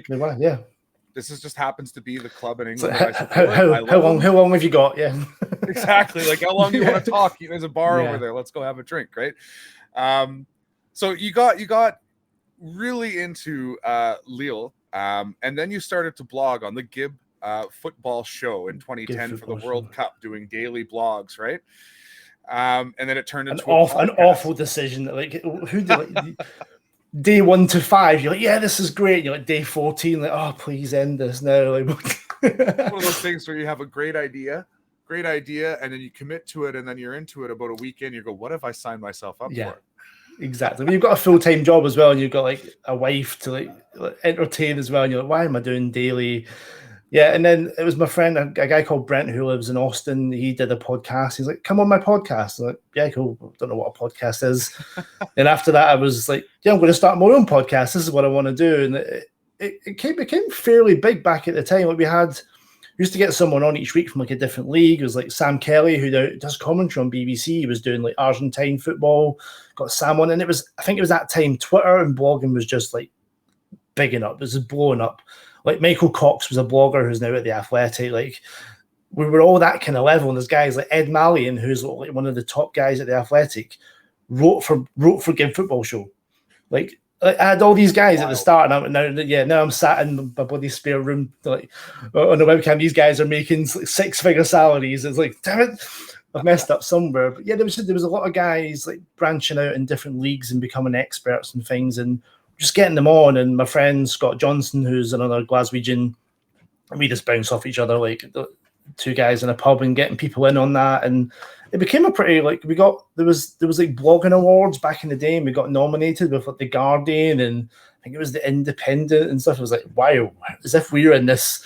Like this was the same category as these guys. Like not a chance of we winning this, but we got to go and get free alcohol, so that was good. And it was a great. It was like we did. I think that we got like the first time we got 1,000 downloads, and I was like, 1,000 people are listening to this nonsense. What is going on? And it grew, and I think we got to like 5 figures at some point while it was going massive. Like, God knows how. Like, why are you listening to us when there's professional people? But I think we hit the right time, and it just blew up, and it was really good fun to do. And then the blogging went more towards. I kind of made a career decision of if I want to do something like this, possibly in not even full time, but just to get a little bit of money for it, a bit of pocket money. I need to sort of pick my niche and go with it. And French football was the obvious choice. So I set up French Football Weekly as another podcast that started. We were doing like Sunday night after the last game, we'd go straight into it. And then it became a blog, and then it became a website with like 10 people on it. And you start doing some freelance stuff, and it just starts snowballing from there, which was really good fun. Yeah, it's really interesting because like we've only gotten to a bit of the little bit of the history here, and it just you sound like and maybe I'm wrong, Andrew, but I'm going to go ahead. You sound like a guy that once you've wanted to discover something, you got to pull it all up. You need to dig it all up. You need to figure it all out, section it, organize it, and try to understand it as best as you can. It's a positive and a downside as well. Like I can't have a passing interest. I can't just be like, oh, that's pretty cool. I'm like, no, let's find out all these teams and who plays for them and everyone and what tactic are they playing. And having a website sort of lets you indulge in that, doesn't it? It's like you've got somewhere to sort of blurt it all out and show, and having a podcast where you can talk about it, and it's there's little moments like there's a Philippe Auclair who used to write for the Guardian. He's like the Guardian's French correspondent. I think he's L'Equipe's Premier League correspondent. So he's not doing French football, but he's doing English football and French. And I asked him, like, what do you think of the Evian-Lorient game? And he's like, the fuck's watching that? And I'm like, I'm watching that. Pay attention to what I'm paying to. And some of the guys who are like the big like guys who work for Leagueon.com and beIN Sport, and you're talking to them and you're like, I know as much as you do. Like, and you're getting paid for this and I'm not. It's like, you just got to, I need to keep pushing forward with this because, and I was writing for the Mirror for free. It was like exposure, you know, that one they get you with. Yep. And then I looked at the website that we had, and you can see where the links are coming from. I think we were getting like 6 clicks through from the Mirror. I was like, this isn't exposure. We're not getting anything from this. So I said to them, like, you either pay me or it stops. And they were like, okay, bye. I was like, fuck. It's not going the way I wanted it to. And then Eden Hazard moved to Chelsea. And they were like, hey, do you fancy writing an article on Eden Hazard? We'll give you £50 for it. And I was like, yes. And like, I've never written 1,000 words so fast in all my life. Like, I've watched this kid since he was 16 years old. Like, don't have to think about it. And I think it was Ed said that it was like the most read piece on the Mirror for like 2 days in a row. It was like, and then there was the explosion of like Giroud going to Arsenal, and then Newcastle signed like every French player going. And I was just like, do you want a piece on this guy? Do you want a piece on this guy? Do you want? And it starts from there. That's when you start getting your name on Twitter and like French football expert Andrew Gibney. Like, okay, that's what you're going to say.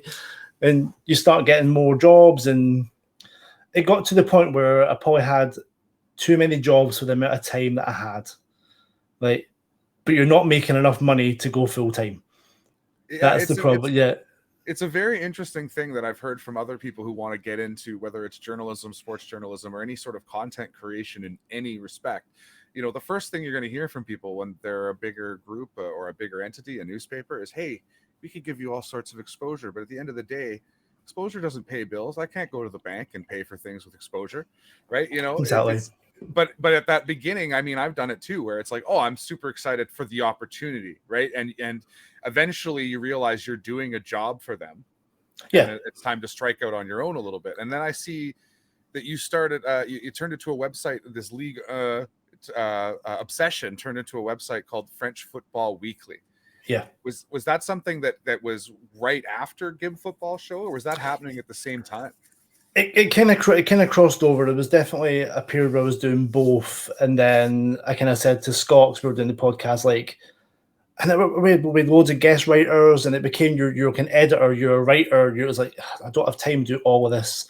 If I want to do French football properly, I need to go full, like, put all my time towards French Football Weekly, which I had to do, and yeah, and even when that was a success, like we were doing like scout reports on people linked with like English clubs. That's where the money is. That's where the hits are.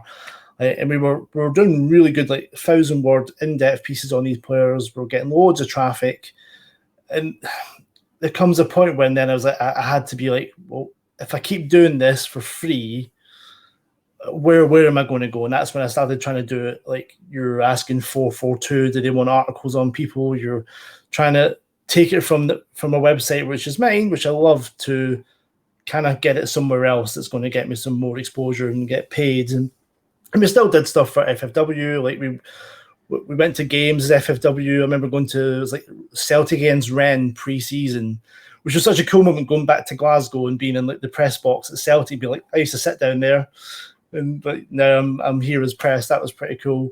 Again, it gave us those opportunities, and we got a friend, Ryan Hubbard, who does Polish football now. He went to the Leicester Monaco game as press, and just having those opportunities and people giving you a chance to be press was cool. And that was the whole point. We had like a 5-year plan to like, can we get paid to do this in 5 years? And I'm not sure if you know about Jonathan Johnson, who writes for ESPN. He was like, me and John started making the website bigger, and he's now working for PSG. Like, and I suppose you can say we sort of fulfilled the goals that we set out to do, and it was really, really good fun. But I think there comes a point where you have to be like you said, exposure is one thing. Now it's time to get paid, and I see it with the FM content guys as well. Like people like Omega Luke and those guys who are like really, really big. But you're like, there has to be a point where you have to sort of cut the tie and go full time, and it's such a difficult decision to make. And I was kind of lucky in a sense of how I got that. I was kind of forced into it when my marriage ended, and I kind of had to take a chance. And that, like, without that, who knows if I'd even got that chance to do it.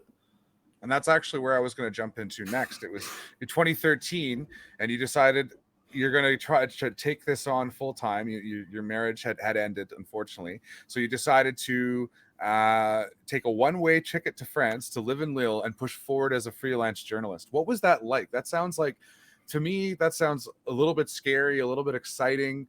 Did you have a plan before you left, or was it like, this is happening, let's do this? So marriage finished in June, and then because I was living in Sheffield, is where my ex-wife's family's from. Like we still talk now, everything's fine. It wasn't just one of those like, this isn't happening. Yeah. And I was like, well, I need to leave Sheffield. I'm not from England, so like, where do I go? And I said to my dad, can I come stay with you for a bit? He lives in Glasgow still.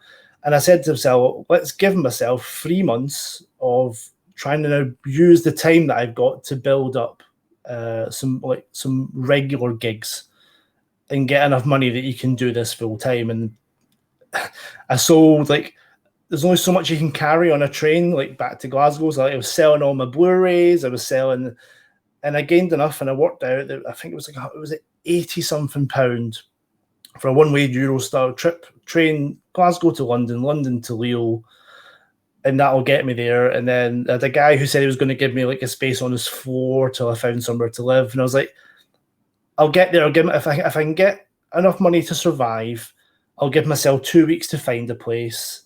And if it doesn't work out, I can always go back to my dad's and you start again. Like you've got a safety net of, but still, I mean, to sell all your stuff and move kind of back home, and then to move to France was, they said, exciting. Like, I was so excited for what this could be amazing. This could be ridiculous.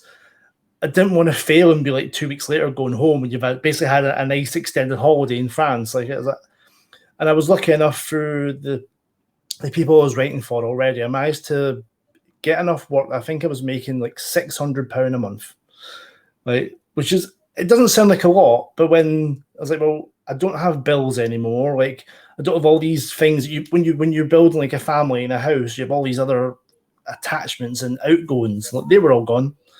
And I think that the room that I found was €200 a month for a room.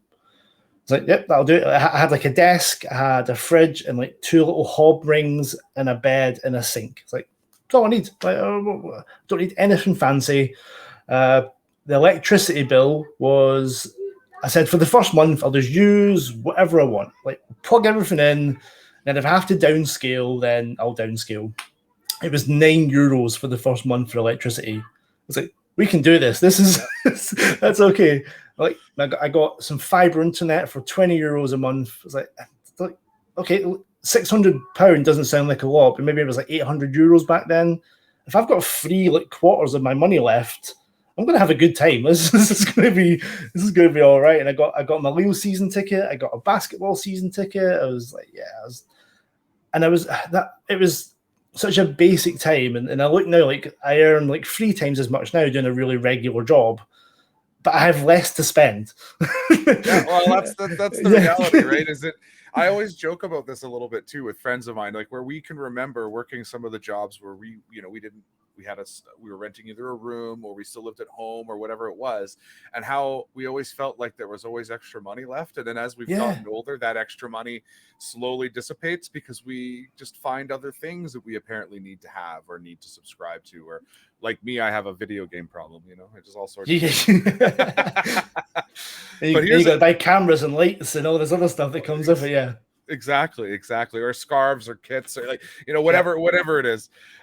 So it ended up going well for you though, because it seems like you were able to start writing for, 442, The Mirror, ESPN, ITV, Unibet, loads of different places. And so, while you talk about a kind of a tight budget, you were living a little bit of what you were dreamed. You had set yourself up to do this and you were doing it.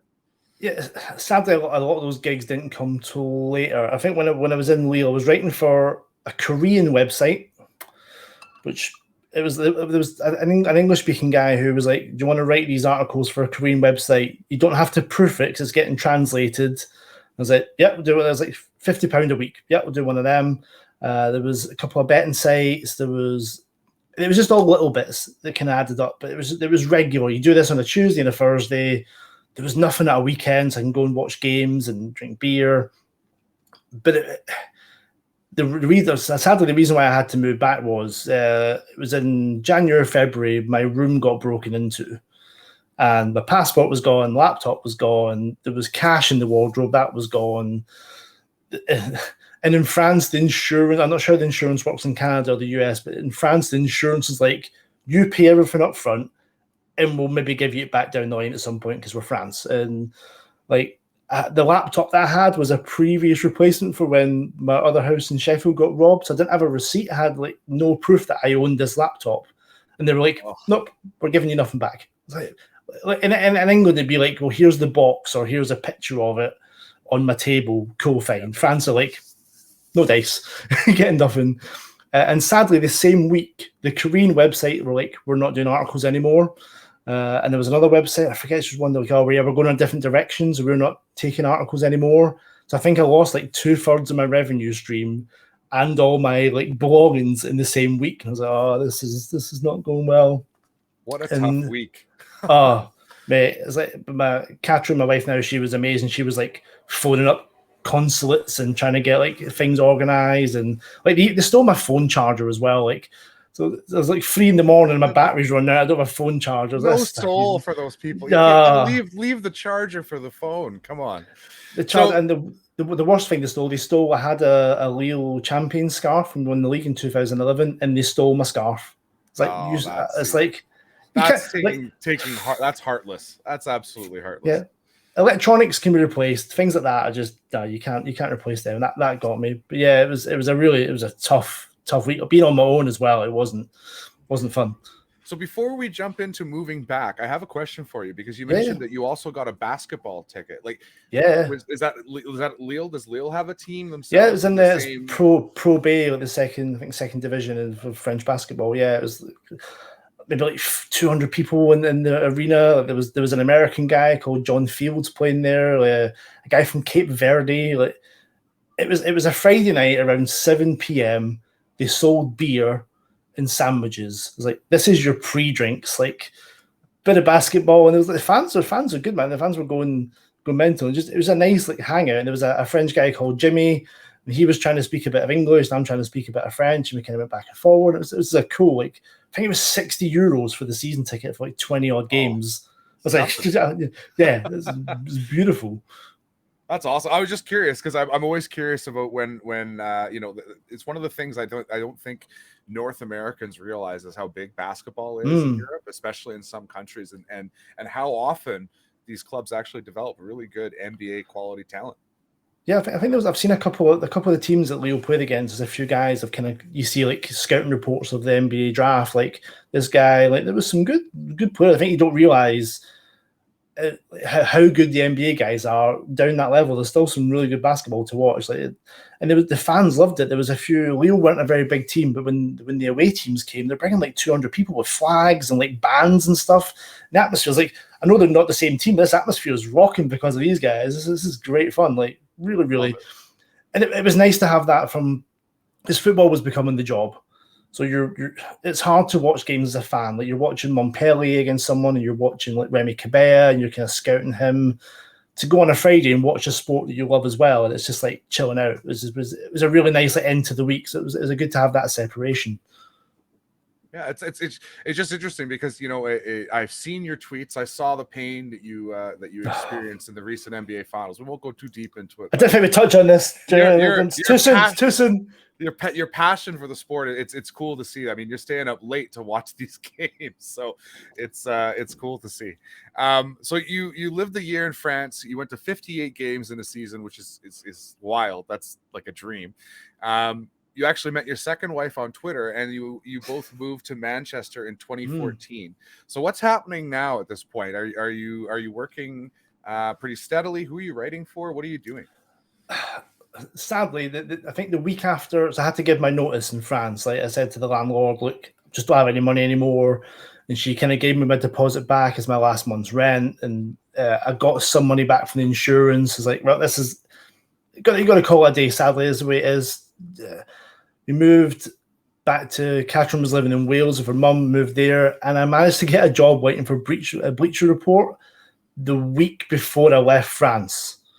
But it was already like, the room's gone, we're going back. And that was like a full-time, more money than I'd been earning in France all the way through. I was like, oh, where were you 2 weeks ago? Like this, we could have kept going. Like, but it's like, things happen for a reason. And got the Bleacher Report gig, which was writing about Paris Saint-Germain for them. It was like 5 articles a week, like proper, like intense. It was like, this is your, anything you get on top of this is great, but this is like your base. This is going to get you to go full time properly, and that was an amazing opportunity. It came at the right time. Yeah, and then you start going for like, that was when 442 came and things like that, and they were really big on their scouting reports. So, and it's like when people talk about the FM stuff now, it's like I have no interest in being full time content creation because I've lived that life. I've lived the freelance, waiting to get paid, like firing invoices, and Kat was going, how much have we got to spend this month? I don't know yet. Like it depends if these 4 guys all pay me at the right time, and you can't switch off, especially when you've built your career on transfer stories. Like you're at a restaurant and you're scrolling through Twitter in case someone's late to someone. Like I remember when Anthony Martial went to Man United, I think I wrote 4 articles that day. Like you just have to be like you're primed, ready to go at all opportunities for any crumb of a story. Like it's fun, but it grinds down because if you miss something, you go out to spend a nice day out and you've missed the story. You're like, in your head you're working out how much that is. Like this, it's a young man's game. It's a young man's game, Jeremy. And I like it, and I feel like the guys are trying to do it now full time. Like fair play to you, but yeah, it's a tough old grind, but it's fun. Like you get to set your own agenda, and like I'm going to go for a little wander. I'm going to go get a beer, but I don't think you switch off. Like that's what makes it tough. But yeah, it was amazing to like you build up these contacts of all these places, and like someone gets linked, and you're sending off like 10 emails, hoping someone says yeah.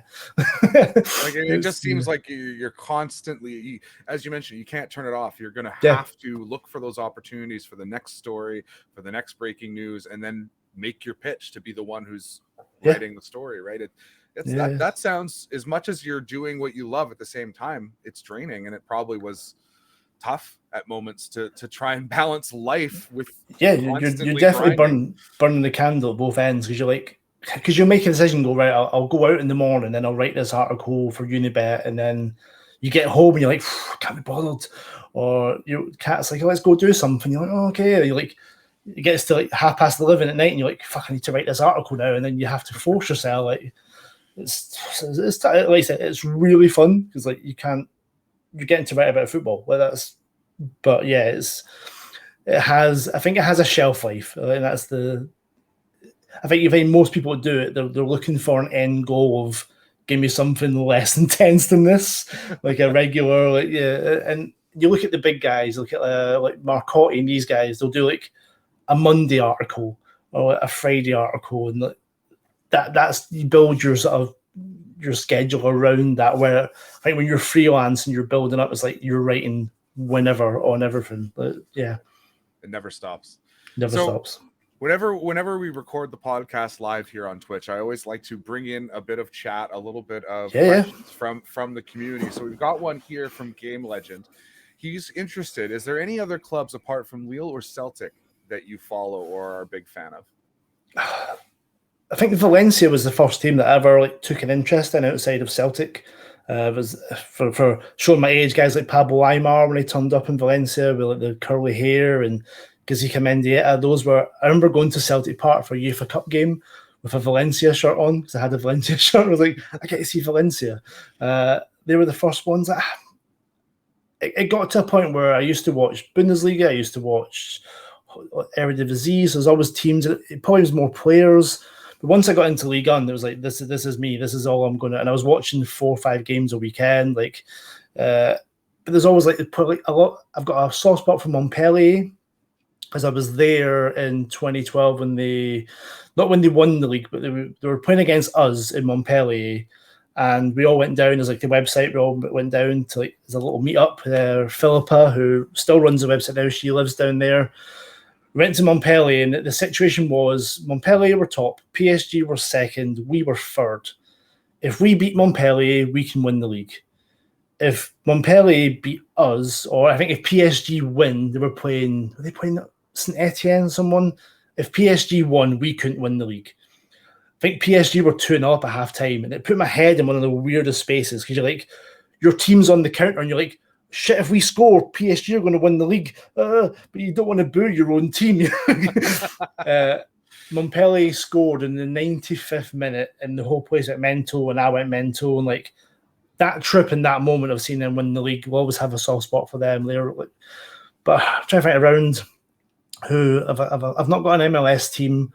I've dabbled with the New York teams. I've been to New York, and I've got a good friend who's a Portland Timbers fan who wrote a book about them. I used to have a Darlington Nagby Timbers shirt back in my collection. But no, I stuck to League One, and then I'm sure we'll get to the jobs after that. It kind of took me away from watching the European stuff. But I think it's players now, isn't it? It's players, and it's kind of become like an NBA thing of you like Steph Curry or you like LeBron. Now it's I like Erling Haaland, I like Mbappe. You don't have to support Dortmund anymore. You can just like the player. And I think football is definitely getting to that sort of stage now. Yeah. And I've mentioned on previous interviews when we've talked about basketball, I always think basketball has been a bit ahead of its time in its ability to market individual players. There is loads of basketball fans who truly just follow 1 or 2 players, and they could care less about what team they're on. That's not the most important thing to them. And yeah, I think I've got a Janice t-shirt. I've had like Kevin Durant jerseys. Like I think it was like the fashion, and like when I played basketball as a kid, like you want to wear and you like players, and like, you still a Suns fan, and I'll never wear like a Lakers jersey or a Spurs, but you can appreciate. I think it's easier to appreciate like teams from the East because they're not the threat. That's fair. Yeah, they're not necessarily close enough to be a rival, so you can see a little bit more respect. I get that. Exactly. So, you move back 2014. You're doing a lot of the freelance. You're getting articles out. You're covering women's soccer. The women's soccer league. Man City, Liverpool, England.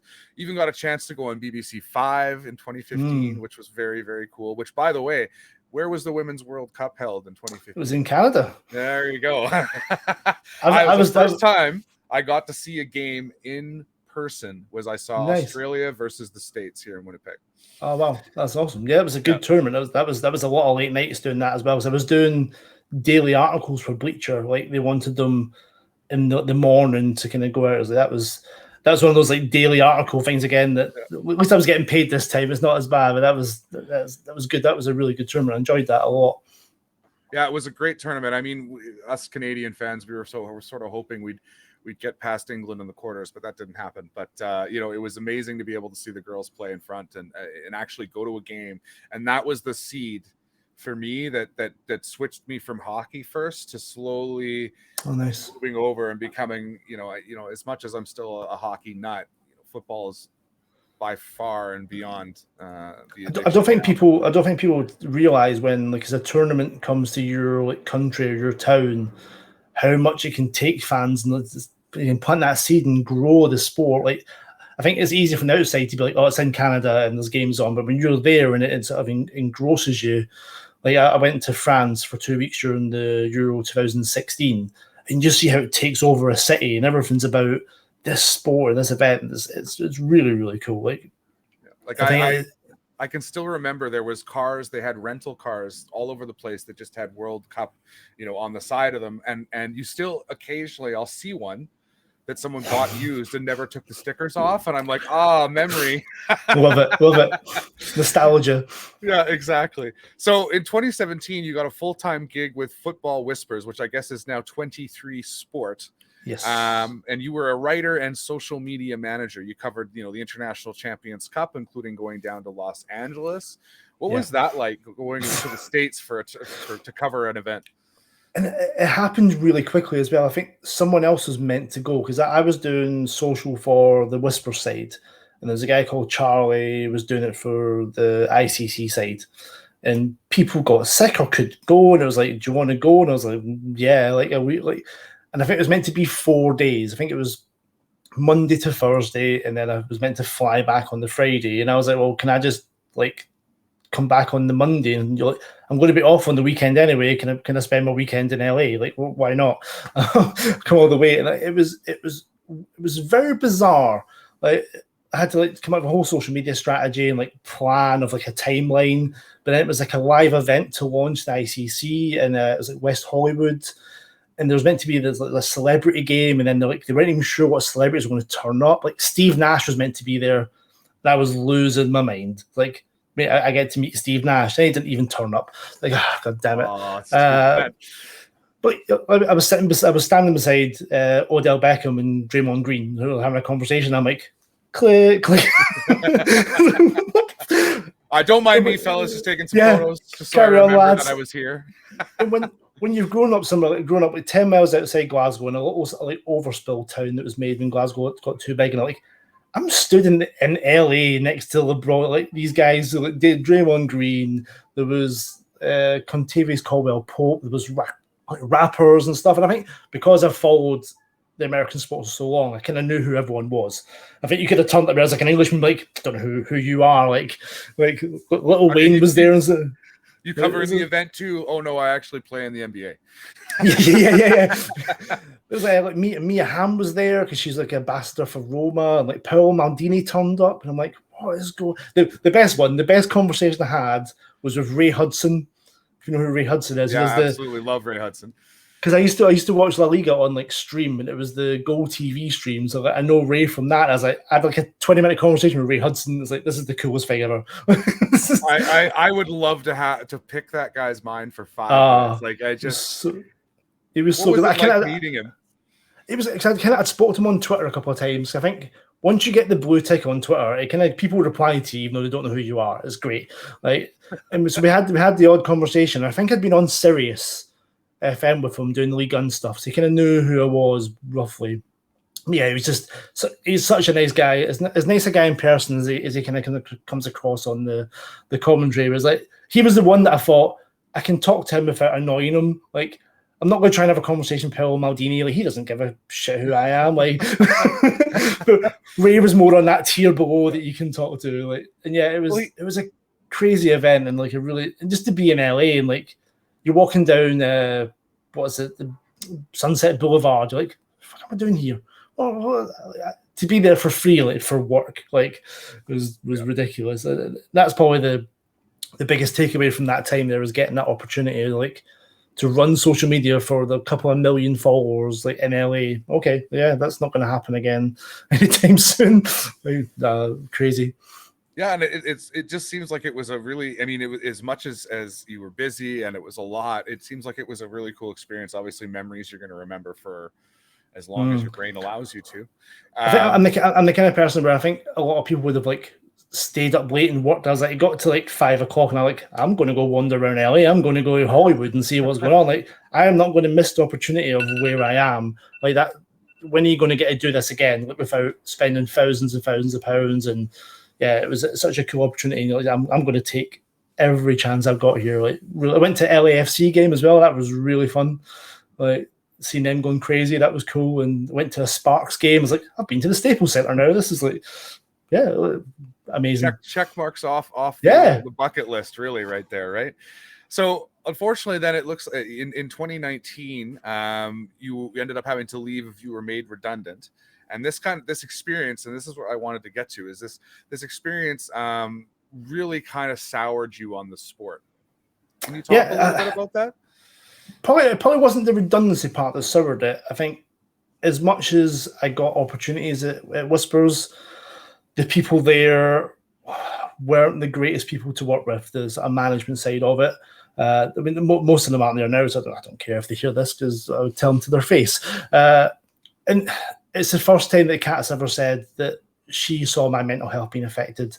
Like, I don't suffer from depression. I don't have, like, I'm lucky to be in that sense. I don't have these issues that you see lots of people have now, and like, I love that people can now talk about it. It's amazing, but it's not something that's ever affected me. But it did there. Just, I felt useless.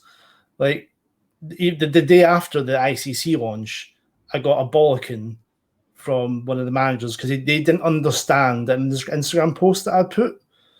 And I think it was like I did like hair done, nails done, everything did, and they were pulling me up on the grammar of the did, and I was like, it's the fucking song, like. It's a reference, folks. Come yes, yeah, and because of the time difference, I'd gone to bed thinking like, and people from ICC are like, yeah, he smashed it, amazing. Go to bed, wake up to like messages of like, please explain this, and like, I don't need this. I'm in LA, I don't need this rubbish in it. And it went from there. I just didn't feel valued, especially on the social media side. It was like, social media has changed massively, and I've seen it from when I was starting. People retweeted stuff, people shared each other's work, and there was very much a case of people like posts, and people share things via like WhatsApp or DM. Like, I think people less now share it publicly and be like, look at this, read this article, do this, especially in football when there's so much noise, just constant articles. And like, we were getting engagement through like funny videos. Hey, look, this guy fell over, ha ha ha ha. And then they were wondering why people weren't reading our analytical pieces on football. It's like, well, you've built an audience that like crap.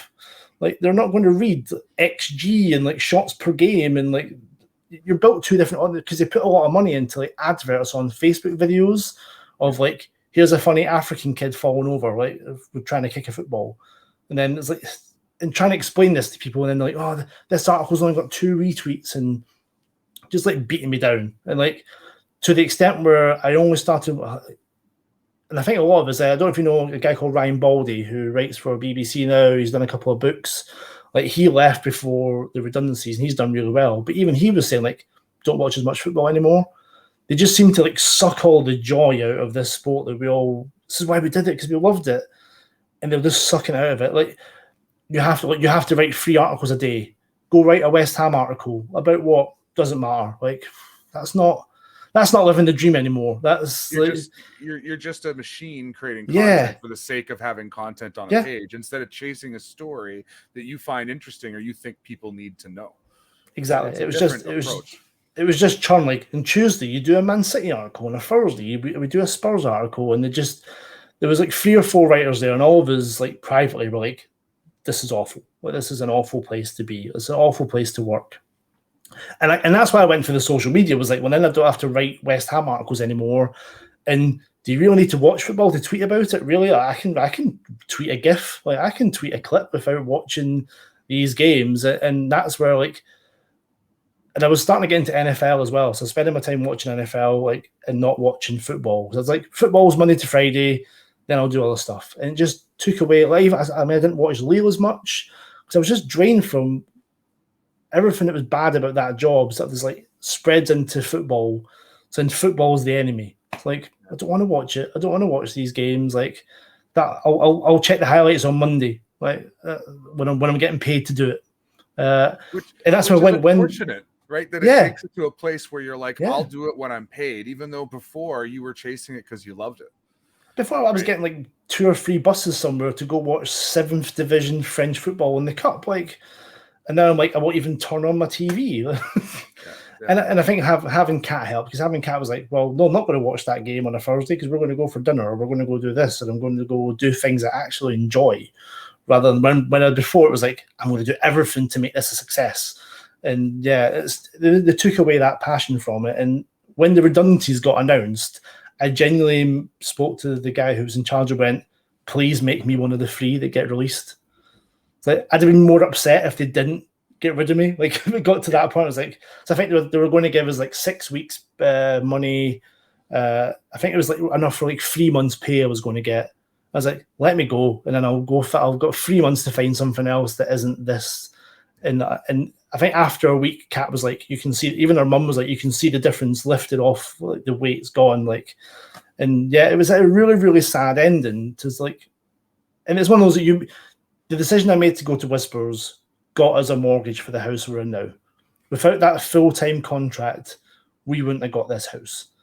So you can't say it's all bad, but it just went in a really bad way. And like, it's a decision I had to take at the time. And you look back and you go, maybe if you didn't do that, what would have happened? But it is what it is. That though, right? We can go back and look at our lives and go, how could it have happened? And you know what? I was someone who, took a job, and it wasn't a football job, but it was something where I had that same creep of the life became less, and work stress just started to inject itself basically into every facet of my life. And it drains you. And it is that first week when you aren't doing the same things that you were doing. I believe it. I bet Kat saw a completely different person. Because it was the same thing I heard from Hannah when I went through a similar experience. So on the end of that, very happy that you ended up rediscovering the love for the sport that wasn't attached to this need to be productive. It was attached to the idea of loving the game and really being interested in what you're seeing. So you mentioned a little bit that you actually got into the NFL, which I always find interesting, because before I got into the Football Manager kind of soccer community overseas, I always thought NFL was truly a bubble North American popular sport. And what I've learned is there's a massive crossover between football fans, soccer fans, and those who love American football. How did you get into NFL football? It's something way back in the day, Channel 4 used to show, it was like a Saturday morning program. I'm not sure if you're aware of, they used to have the Italian football as well. It was like Italian football at 10 till 11, then Blitz was on 11 till 12, and it was like a highlights package. And then there was games on I think it was the Sunday night games, but I was a kid, and it was like, it was on, I'll watch any sport going, like, just watch it.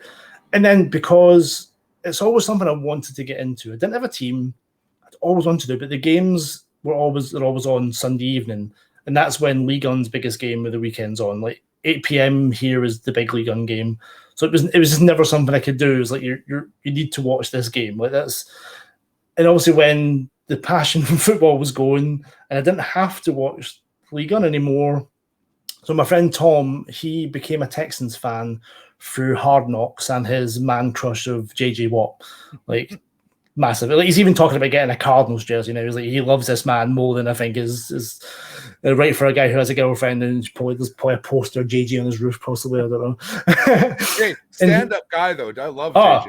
Like even though it was you'll get to who my team is, and you'll see why I can't quite share. But Tom was like, why not pick a team and then. And he knows me. It's like, once I pick a team, I'll need to learn this team and I'll need to learn who they're playing against. And like, he knows how my brain works. And he was like, well, if you pick a team in the AFC South, we get to have 2 games a season. Like, yep, I'm up for that. But a bit of kind of friendly banter. Yeah. And then he was like, but you can't pick someone who's already won the Super Bowl, because then you don't have that moment of your team win the Super Bowl. Like, okay, he's like, well, who am I left with? It was like the Jacksonville Jaguars or the Tennessee Titans. I was like, okay. So I am a massive 39-year-old Taylor Swift fan. So Nashville, Tennessee, I was like, okay. And knowing how my brain works, like, well, if I like this team, I'm going to have to go there at some point. And who the fuck wants to go to Jacksonville? Really? Like, I was like, I wouldn't mind going to Nashville. It was like, so it seemed a very obvious. And he was selling me on bloody Mariota. And then this young running back who they drafted, Derrick Henry, and I was like, okay, this seems like a decent enough choice. So yeah, I picked the Titans that day in a coffee shop in Manchester, and yeah, I went from there. And then he said he'd been playing fantasy with his friend Mallory, who's in Philadelphia, and then he said, oh, next year we'll do fantasy together. And I was like, my only experience was like FPL, which is a totally different, like everyone's picking the same players, and it's not. But I loved the draft and all that. I was like, and then I saw Red Zone. I don't know if you guys watch Red Zone over there. It's like Scott Hansen, what an absolute legend. And like just sitting down and watching all the best bits of these games fly into your TVs. Like, I'm sold. This is the great. Like, Sundays will never be the same again. This is amazing. And I'm like, so Titans are my team. Like, about.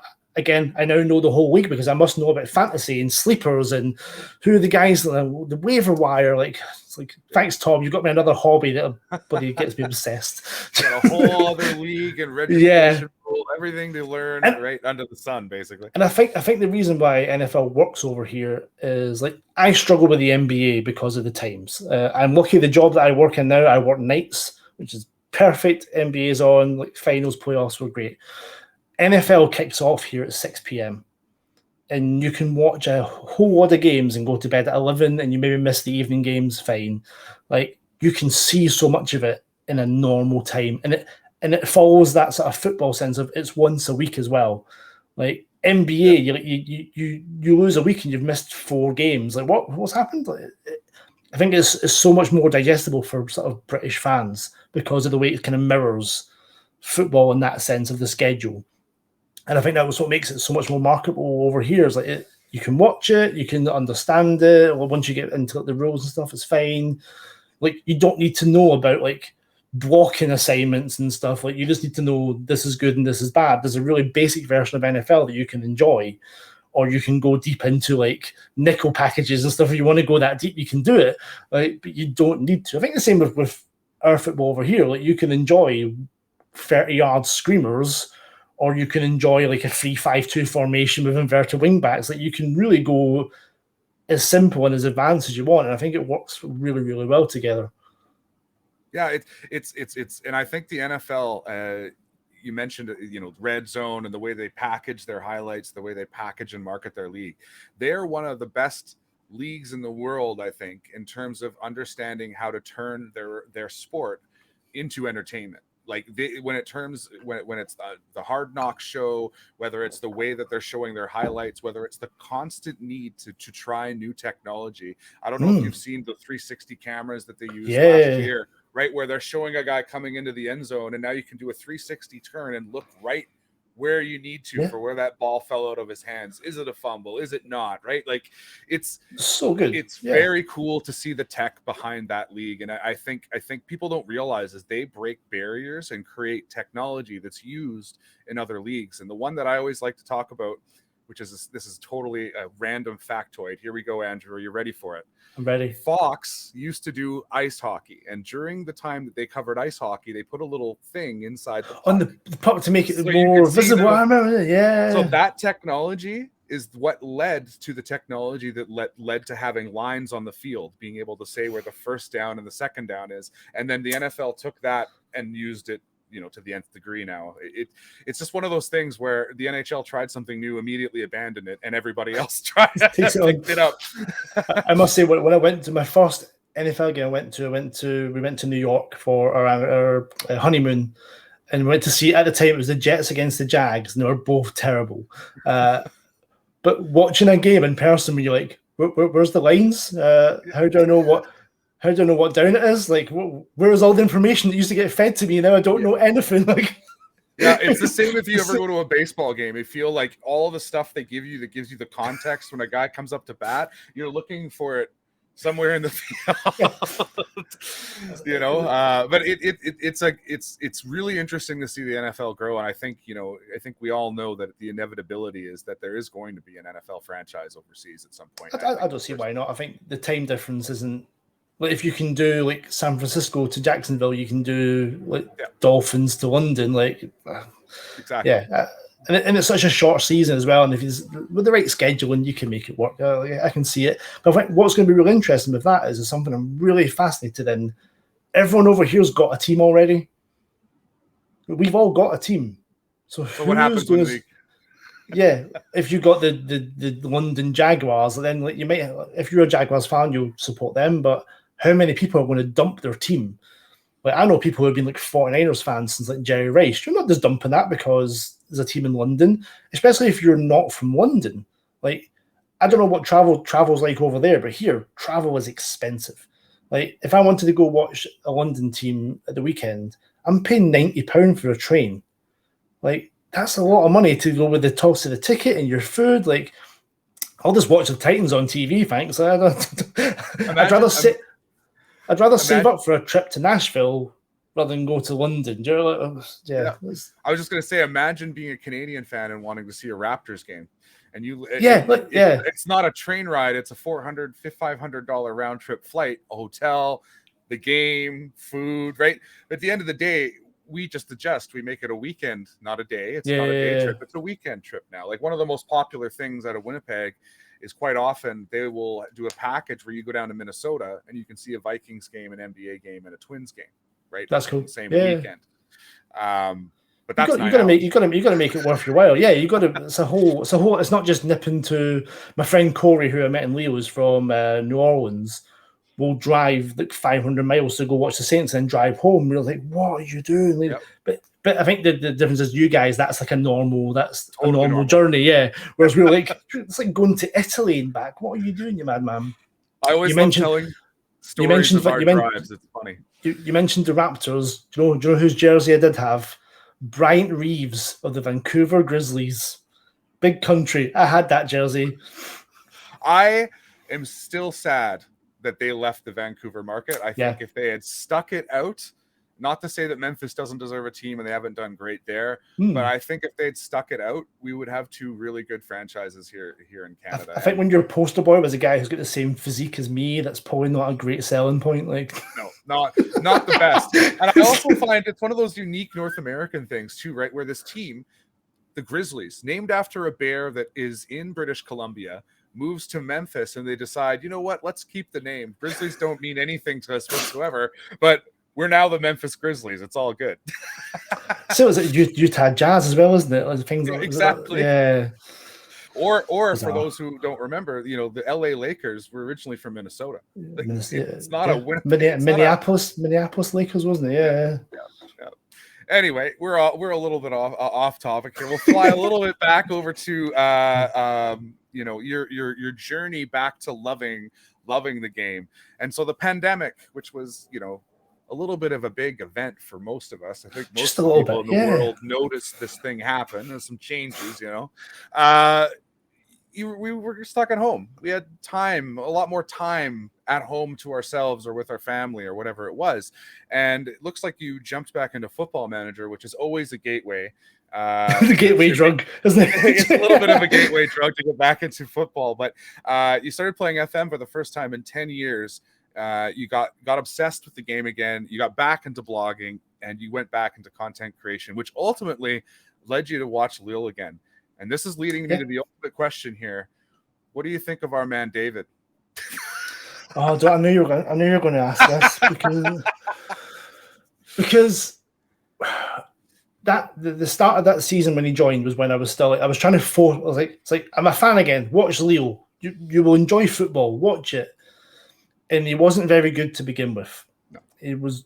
And there was a guy Alex Stewart who does the TIFO videos. He was a big advocate. I was like, don't see it, mate. I really don't see it. He's like, give him time.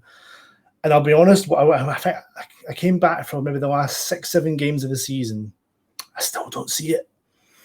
He seems to just pop up in the right position, which is such a skill as well. Like, he's really not involved in anything else. Like, the ball will ricochet off the post, off a defender, and there he is, goal. And you're like, go. Like, the numbers are there. He scored 13 goals, but I don't think if you didn't know anything, I don't think you'd watch Lille and go, he's the guy you spent 30 million on.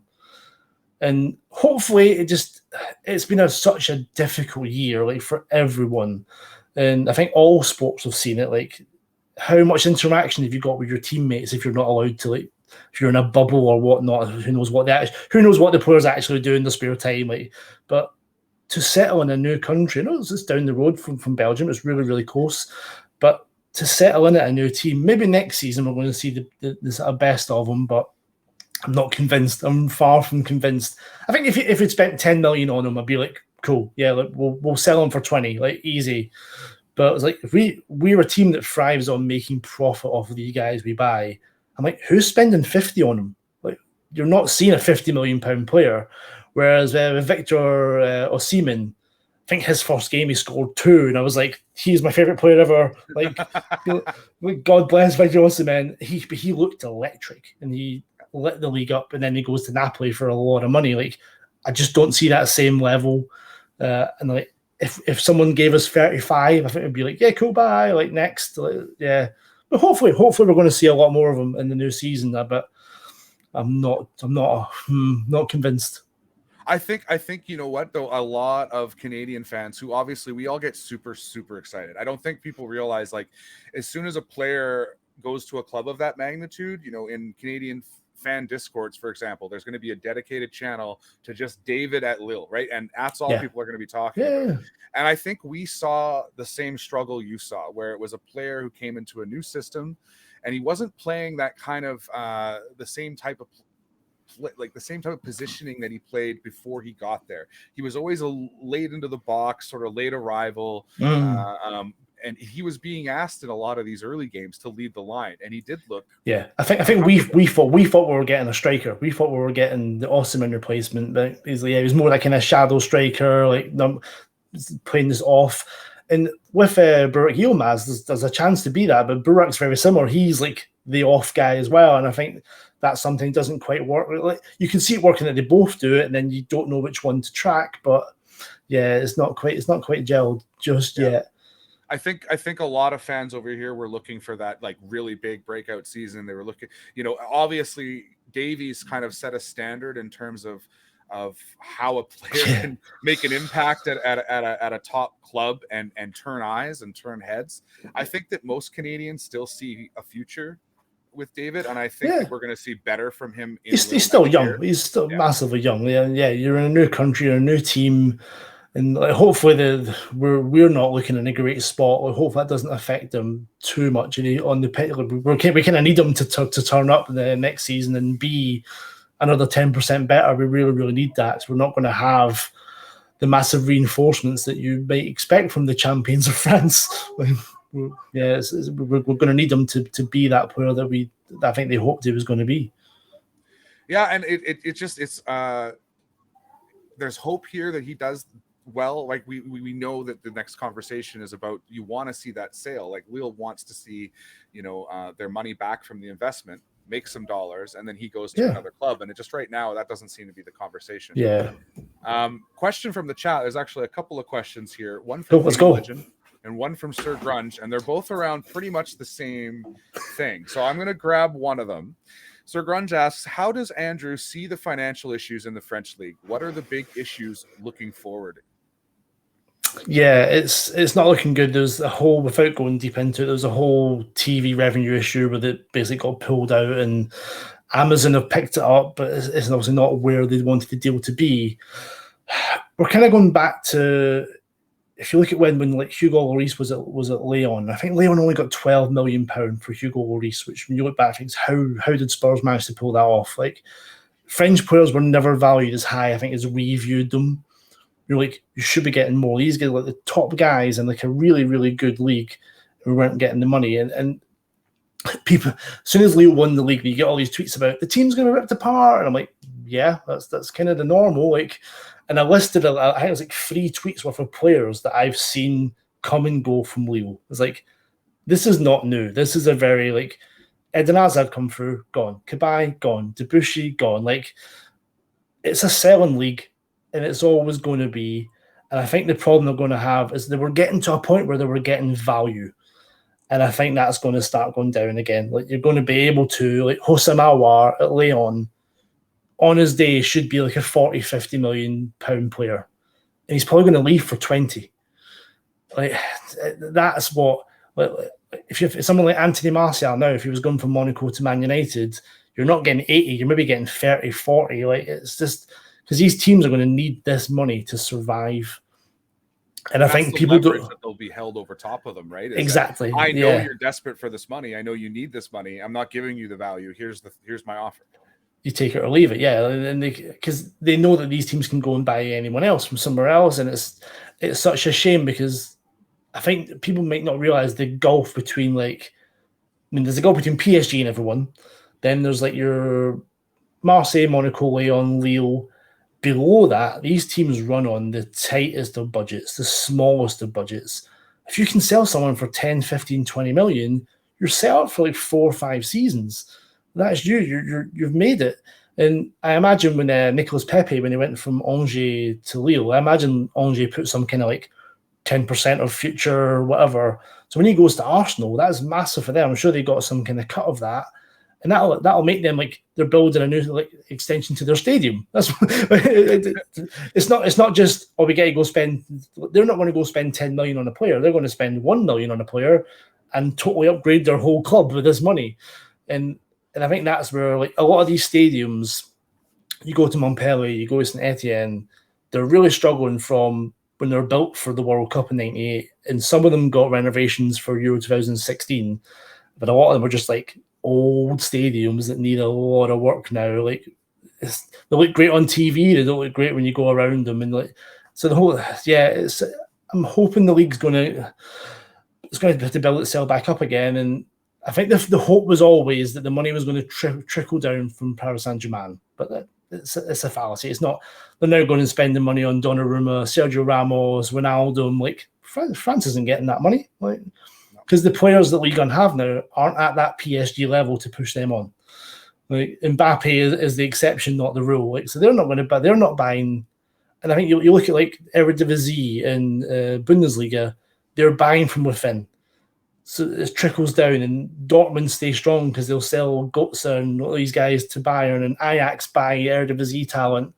In France, it's like you need Marseille to buy French talent, but no, they're going getting Guendouzi and Gedson from Brazil, and because the players that are coming through aren't quite at the level to make the top teams bigger, and it's a bit of an issue, and it's going to take a while again to get better. And I fell in love with this league because of the kids coming through. You're watching the next superstars. So I remember the first official Lille game I went to was Lille 2 against some other amateur team in the 5th tier.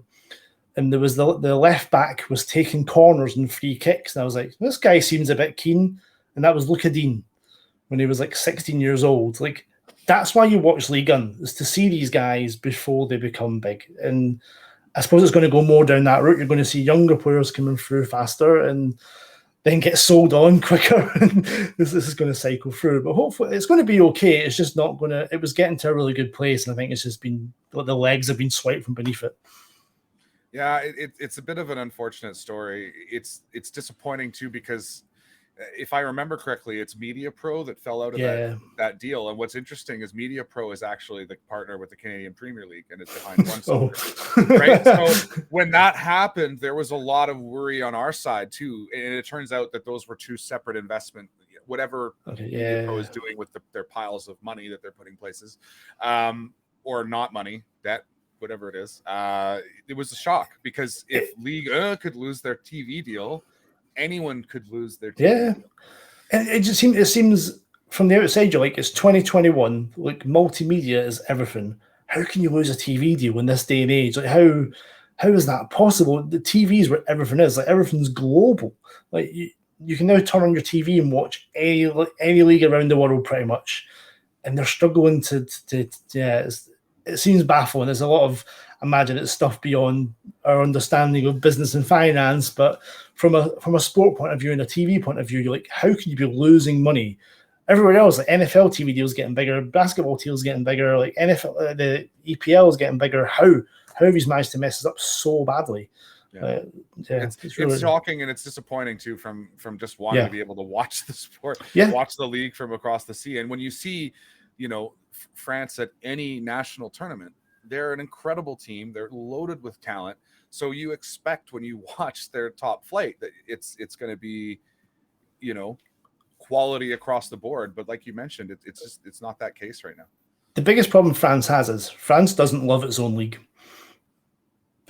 They would rather watch Premier League all day. Like the first weekend I was in Lille, Lyon were playing Social on the Friday night, opening game of the Ligue 1 season, and I walked around Lille for a good hour and a half trying to find a bar that was showing the game. Can you imagine that in England, being like, oh, it's Burnley, West Brom? It'd be shown in every pub going. Like, they don't love their own league, and it's very sad. And it's something I saw from when I moved there. Like, it's not changing. I think if that ever changed, it would make things so much more better for everyone. Like, if you had people actually watching en masse, but they'd rather watch something else. Yeah, it's interesting you mentioned that, just because it's something that the Canadian Premier League has to fight against too. Is that, hey, we're a new league. We're not at this quality that you guys have been watching overseas, or in South America, wherever your clubs have been.